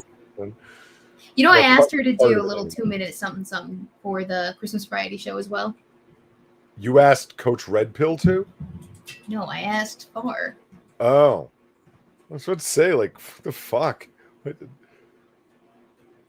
Yeah, no, I'm on speaking terms with Coach Red Pill, me of all people. Well, I don't know, man. That'd be like asking fucking what's his nuts, Boulder guy. What's his name? Oh, Matt Jarbo? Yeah, it'd be like I'm actually on better speaking terms with Matt Jarbo than I am with Coach Red Pill. Like, I've actually met Matt in real life, and I don't hate him. No, I don't think he's hateable. I think people have taken some of that a little far. He's a guy that made mistakes. Silly mistakes. Mistakes nonetheless. Probably the worst mistakes that you can make as a YouTuber. But mistakes, they were years ago. They did not affect me, so I hold no grudge. But it's not like we're best friends either, so. And I posted the link to Far's channel in the chat, ladies and gentlemen, so you can go take a gander at that. Everybody except Far. You get to see all of her artistic stuff once a month. She punts. But she punts once a month.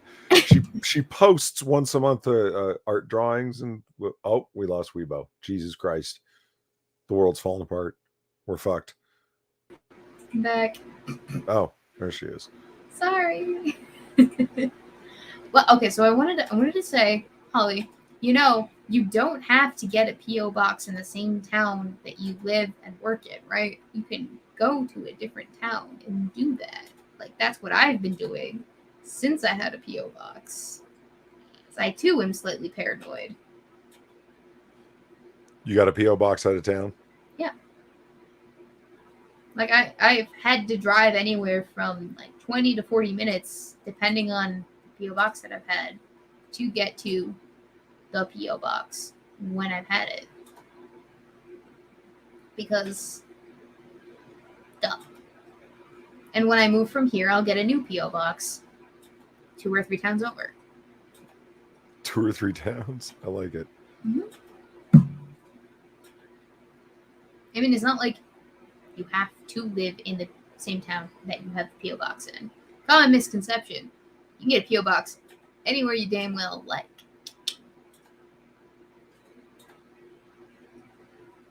Yeah. I have gotten PO boxes before. They I don't know. There's we need proof of your residence, and it's like, yeah, here's my doctored proof of residence. You don't need that. I don't think. Right?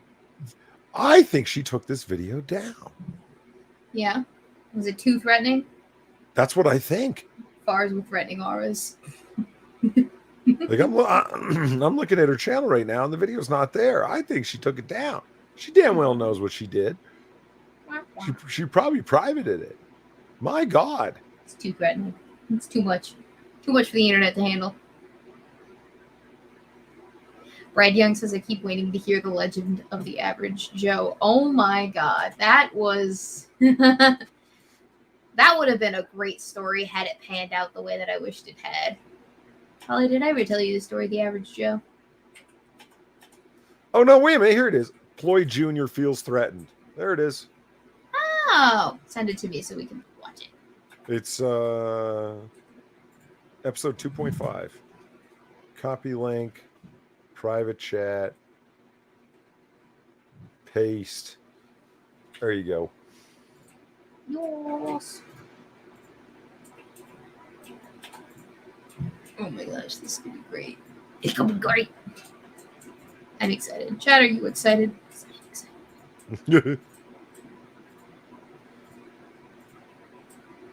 All right. Let me know if you can't hear. I tried getting Far to come on the stream. I was like bugging her a little bit, and then she started like threatening my life and telling me she was going to What? break me.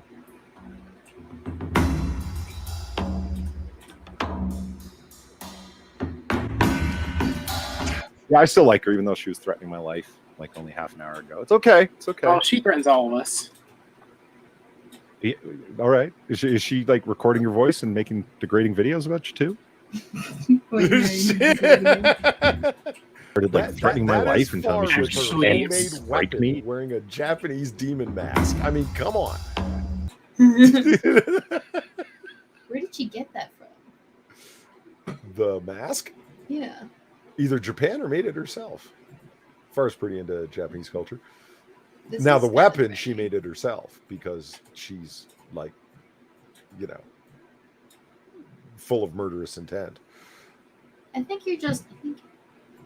I think you're reading too much into it.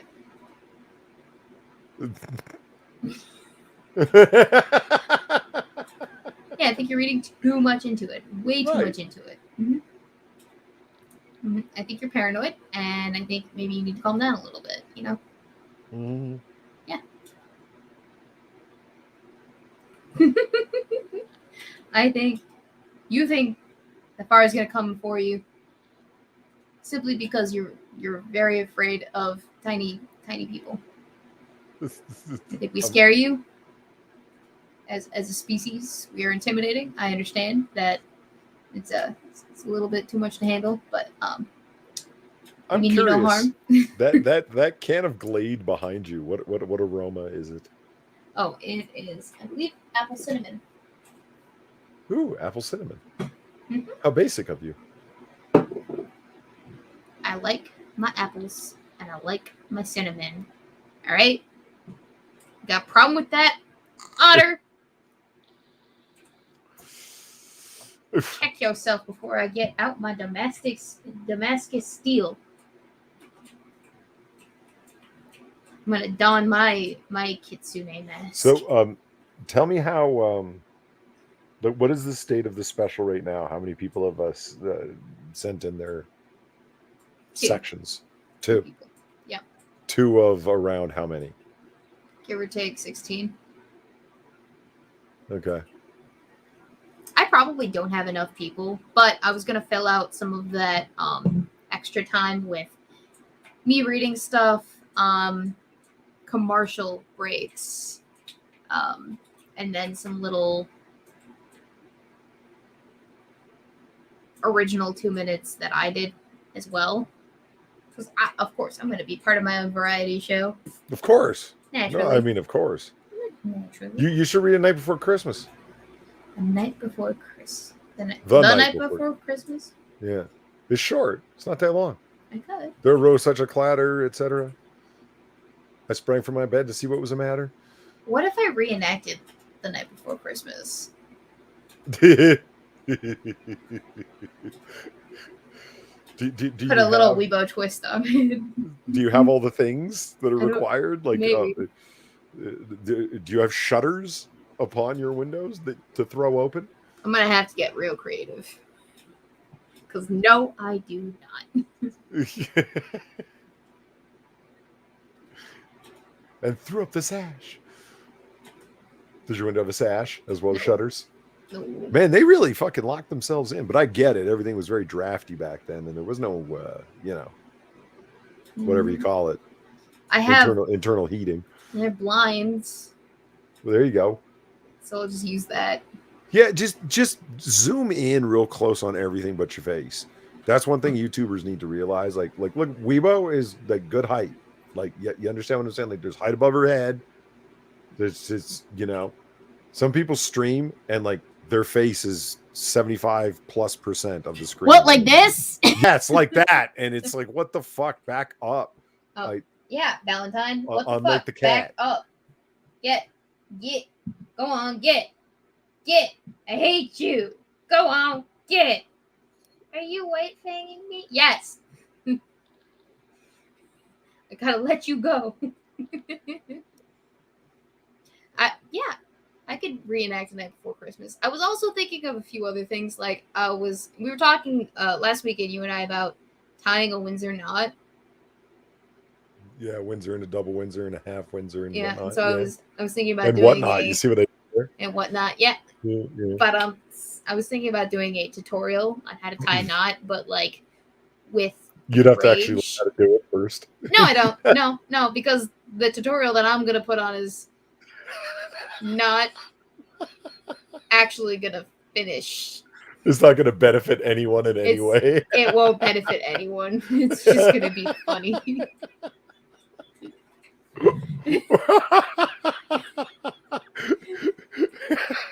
I want to see Weebo just do like a shoe tie knot on with a regular man's tie. There, perfect. I did it. Yeah. And then I'm gonna choke myself out at the end of it. Here lies Weebo, who died because she couldn't tie a Windsor. At the end of the video is just Weebo's legs swinging back and forth in front of the camera.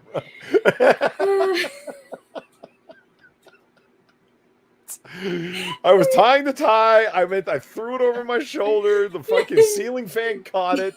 Mistakes were made. Mistakes were made. And with death. But yeah, I was gonna definitely include a few little variety specials that I was gonna film for this as well. Just to be entertaining and all that jazz. And so I have a few ideas, but I haven't done anything yet for them because I also have a video that I'm working on, and it's gonna be good. But yeah, I'm excited. Apparently, it's gonna be funky too. Mm-hmm. It's gonna be real funky. So I was down at Michael's. Yeah. The craft store. What are you doing there? What do you mean? You arts I'm a and crafty crafts? guy. Are you though? Yeah. Or are you just pretending? I'm like the only guy in the store. Trust me, is you go in there and it's all. Yeah. Well, I'll tell you the story later. Anyway, that's like 4 or 5 stories I'm gonna have to tell you after the stream is over. Oh no! Oh no! There was there's a whole lot of DIY stuff, unfinished wood stuff in Michael's and Hobby Lobby and whatnot. You know what I'm talking about, right? Yeah. Do you actually? Have you ever been in one of these places? Oh yeah, Hobby Lobbies, Michaels, Joanne Fabrics. Okay. I live this shit. I'm a So crafty kind of girl. So like you know, like your classic Christmas village, right? Right. Like the porcelain one. Porcelain or wooden or whatever the fuck. Like there's all sorts, right? Like it's a miniature little Christmas village. People put them on mantles is a very common thing, right? Yeah. And there was there's a whole section that are clearly bird houses because there's like a little hole in each one for the birds to get in and whatnot. But one of them was a church, and I thought, oh, I could make like a wicked Christmas ornament out of that. Like I could like light it up, and it'll be, you know, like my eggs of spite that I make. Oh, you know, yes, yearly. Just this, I could make a church of spite, or extend it to like ornaments of spite. Yeah. You know, because like I've seen some people's shitty Christmas crafts. And I started thinking, and it's like that hole that's in like the top of the church would be perfect for, because like where the stained glass window would go in a classic basilica looking place. But where would a guy get his hands on something that looks like stained glass, or like a small piece of plastic that is stained glass? Like basically, I'm having an off Discord VC conversation on a stream right now. Yeah. Where would I find a piece of stained plastic that looks like stained glass? You understand what I'm getting at here? You see what I'm saying here? Stained plastic. Because I could paint that motherfucker up just right, exactly the way that I want it, with snow effects and everything, because I do painting for tabletop wargaming. So I got all the paints. I'm fucking aced and ready to go there. I got all the woodworking shit. I got all the fucking sandpaper all the way down to 3000 grit because I do all kinds of polishing and whatnot. So like that's good. The one thing I don't have is the stained glass to fill in the bird hole and make it look like it's the stained glass window of a classic basilica. You could just get a sheet of clear plastic and then color over it with some sort of clear coat that's tinted. I'm thinking it might be your best bet. Yeah, see. I know Zed I've Hero says seen- translucent resin. Well, you know what? No, I couldn't do that. I do have that I actually got from Michael's a 2-part resin solution. And I was like, what happens if I just swirl some food color in a dish? Where, do you understand what I'm saying? It's like, but you can't. They are very clear in the extensive instructions to not add anything else but the, because it stays gummy if you don't follow the instructions, like dead set. Yeah. They dead ass. It's all bold. Dead ass. Yeah, no, it's in bold, and it's here's how you do it. You mix exactly this amount with this amount, and you stir it for this amount of time, and it's magical resin. It's actually really cool that I've mixed like regular old epoxy to epoxify stuff before, and it's full of air bubbles because you've stirred it and then mixed it together. And it doesn't matter usually, but when you're doing like a piece of jewelry or whatever the fuck it is you're doing, you want it crystal clear, and that's what that particular brand is called. It's like crystal resin or something like that. It somehow degasses, so it's got a very particular chemistry to it, and you have to treat it in a very particular way. And I fucked it up before, and it's come out gummy as shit. And it's no good. Well, I know you can get plastic plexiglass sheets that you can just cut, and then from what I remember, you can always take a marker, like a permanent marker, and color over the plastic, and it should retain some level of translucentness, that you can That's shine not a bad light through. idea. Yeah. Clear Mhm. plastic and see if markers work without streaking. You know what Yeah. I'm saying? Or, you know what? If you had watery enough Daniel paint, Fulman asks, will it be lit from within? Oh, absolutely. Like, that's one of the main things that I'm going to have fun with is the lighting from within. Because if I can find some stained glass shit, I'm going to, I have a mini jigsaw. I was going to cut windows all the way down both sides. And so, like, the light will be coming out, all over the fucking place. It'll be sweet as shit. It's got little doors. It was obviously made by, Chinese children chained to a table, but, whatever. obviously. Well, yeah, because I remember in my youth, in my very small Weebo youth, doing that. I think we might have used watercolors though to make like stained glass ornaments and paint them.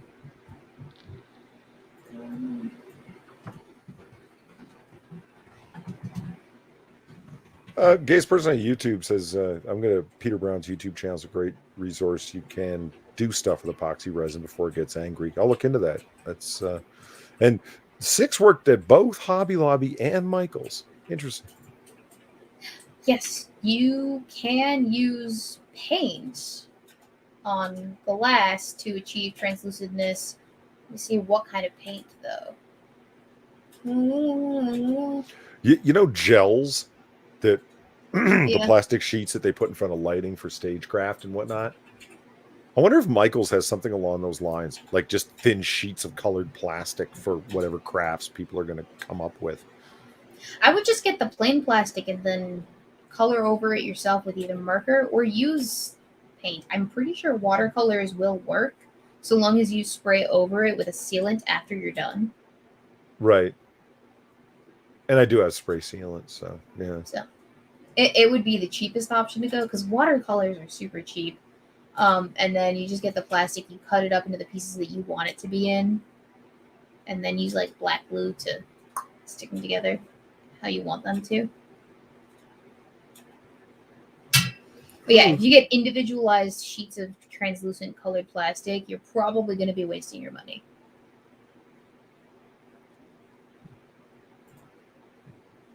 Yeah, but it's Michael's. They got like 40% discounts on your entire purchase, like every day of the week. Yeah, but if you do the coupon thing online, which is really easy to do because you just go to michaels.com and just. But you're not actually saving money. And They're flirt just with the girls that work at the cash register, which tends to get me pretty far, honestly. Well, yeah, girls that work at craft stores probably aren't getting laid that much.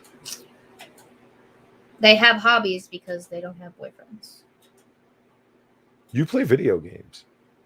Not and you're on the internet. Nearly that often. You don't get laid nearly that often?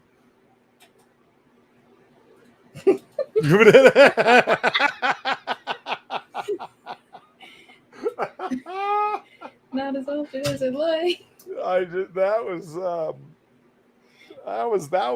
a golden look on your face. I mean, your face is far too expressive to play poker with. Let me just say that.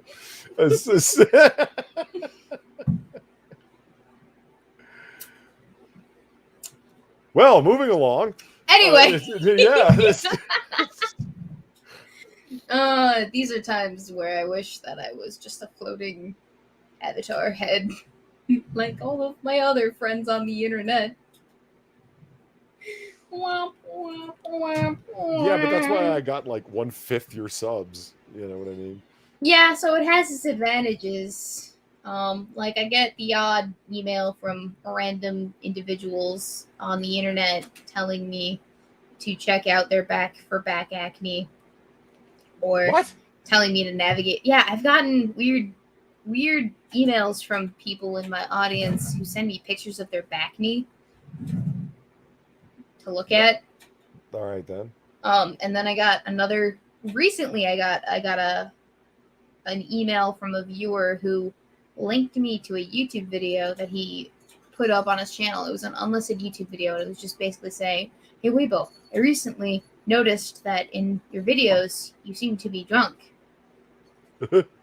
that was the whole content of the video. I don't know why I was sent that, but it's funny because he sent it to me in the middle of my 6-week challenge where I have not been drinking. So, very interesting. Oh, I've also gotten the odd video of some man fondling his junk in an email. Oh, that's Yep. nice. That's quite nice. That was good. Love that. Ladies and gentlemen, I would just like to emphasize the fact that my email is for business purposes only. That is not a business purpose. Just so we're clear. Yeah, but that, you know what? Okay, you say that, and I understand what you mean. For business purposes only. Mhm. But I've gotten DMs on my Twitter when my DMs were still open of requests from girls saying, "Can I would donate X on your next stream if you would say the following things." A lot of stuff like good morning and tucking them in at night and stuff like this. I love your voice. Could you say this possibly for this amount of money? And it's like, wow. Yeah, I don't get that. Yeah, I did not know how to respond at the time, and still do not know how to respond. Well, they can just take whatever you said in this YouTube stream and clip it out and satisfy themselves with that. Well, yeah, but they wanted me to say their name. Like that was, I think that's a big part of it. Like it was. I guess. It seemed to be me anyway. Yeah, no, it's a very strange phenomenon to come to terms with the idea of someone being, okay, what just fell? Am concerned, but not concerned enough to get up off my butt. Yeah, no, it is kind of jarring to have that kind of an experience, Polly. Very jarring. Okay, a man fondling his junk would be jarring. Yeah. I didn't find it jarring. I found it more like I read it over and then I'm like, you know that feeling where you've read something or heard something and you damn well know you heard it or read it right, but you still disbelieve it and have to read it or hear it again? Yeah. Yeah. That was the feeling. It was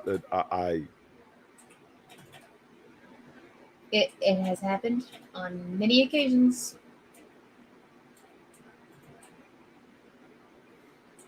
Well, we're coming up to the hour. 1 hour, 57 minutes, and 42 seconds. Chat, you got any questions before we shut her down? Because Weebo's getting close to pumpkin time. I am getting close to pumpkin time. You know, Holly.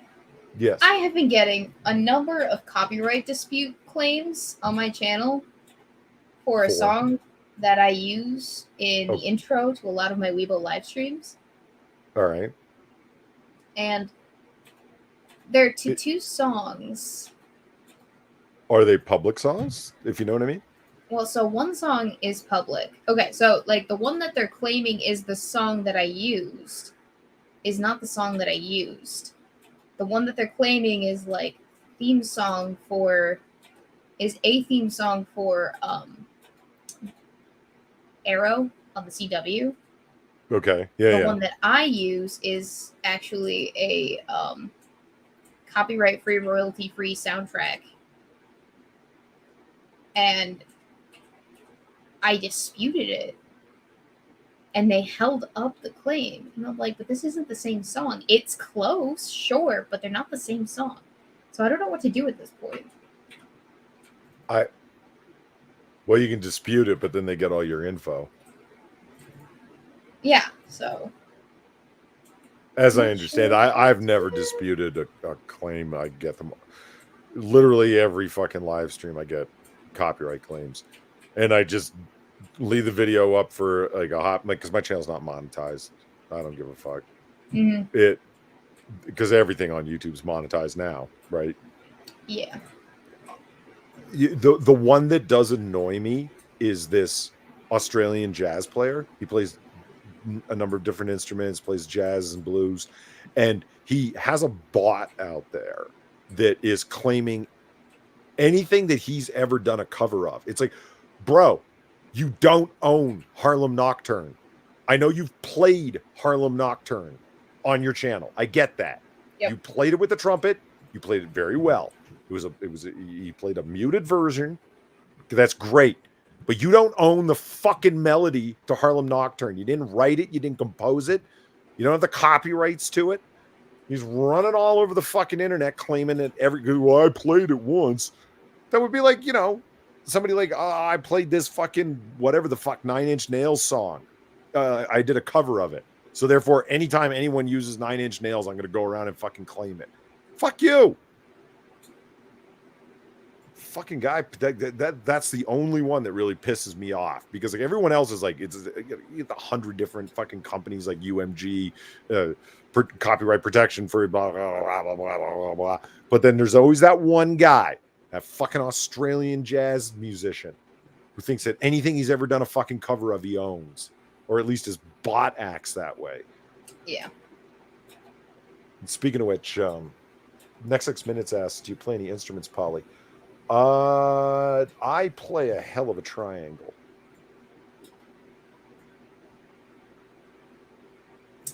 Hell of a triangle? Yes. Did I hear that correctly? The triangle, like this. It's a percussion instrument. Interesting. I would like to play an instrument. I kind of wish that in middle school or high school I had done the band thing, just so I could like had some music theory under my belt. But I didn't. I was too busy drinking and talking to girls. Anyway, I would like to learn to play trumpet. Actually, the trumpet's the thing that attracts me. I'm thinking of getting like one of them cheap trumpets on Amazon, or a used one locally. You know what I mean? From some band person that's like getting the fuck out of it because they've given up on it. Yeah. And there are more than enough lessons online, and then take some lessons in IRL lessons and whatnot. I'd like to do that. See if I can, because I want to do the blues trumpet. I want to wah wah wah wah wah, the muted trumpet. Yeah. Late night smoky bar type trumpetry. I should have learned how to play a band instrument. Thinking about it. But you play the violin. Yeah, but that's an orchestra music. Or that's an orchestra instrument. Well, okay, fair enough. But you do play an instrument. That's cool. Actually, I play several. Okay, you play several. Guitar, piano, violin, some very minimal cello.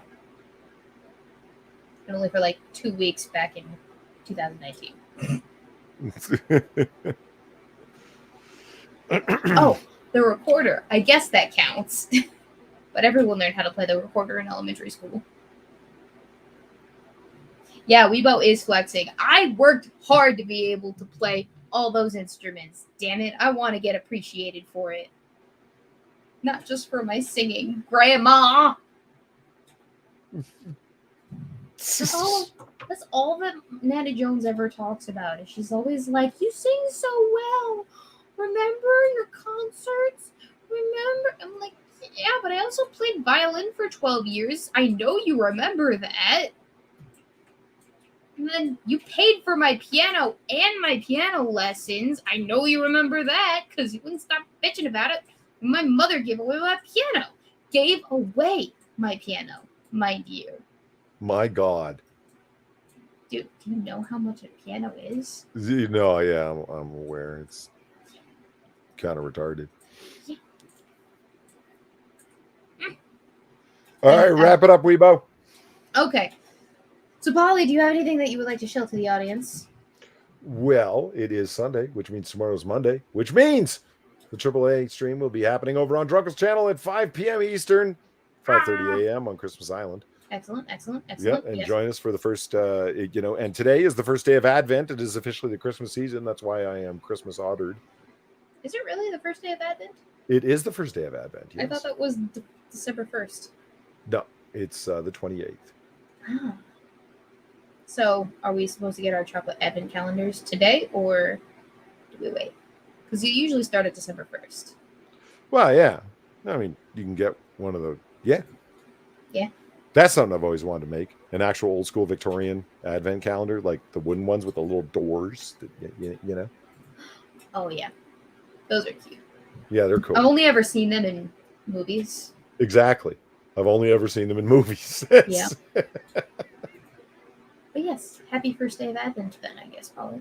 Well, thank you, and to you as well, and to Chad as well. Okay, so All right. other than that, anything else that you're posting? I'm going to be doing some. I'm finishing editing up some more private detective Philip Marlowe reads.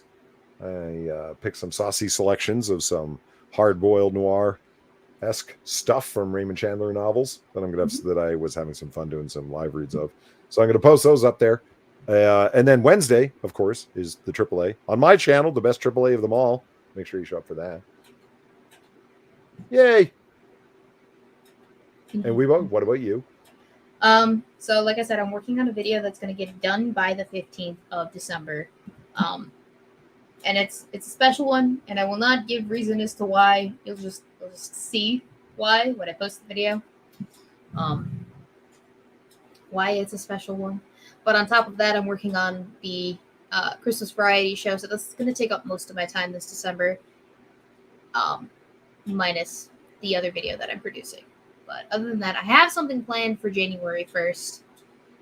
It's COVID related, and that will be posted come the new year. I'm also, for patrons and for members, I will be posting the first 6 months of 2022 video upload schedule, tentative video schedule, subject to change per my own whims, because of course.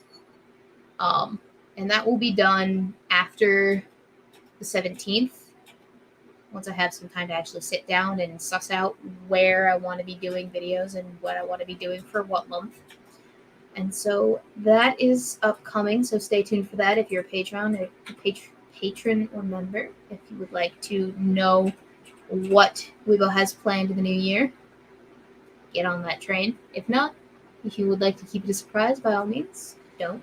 It's fine.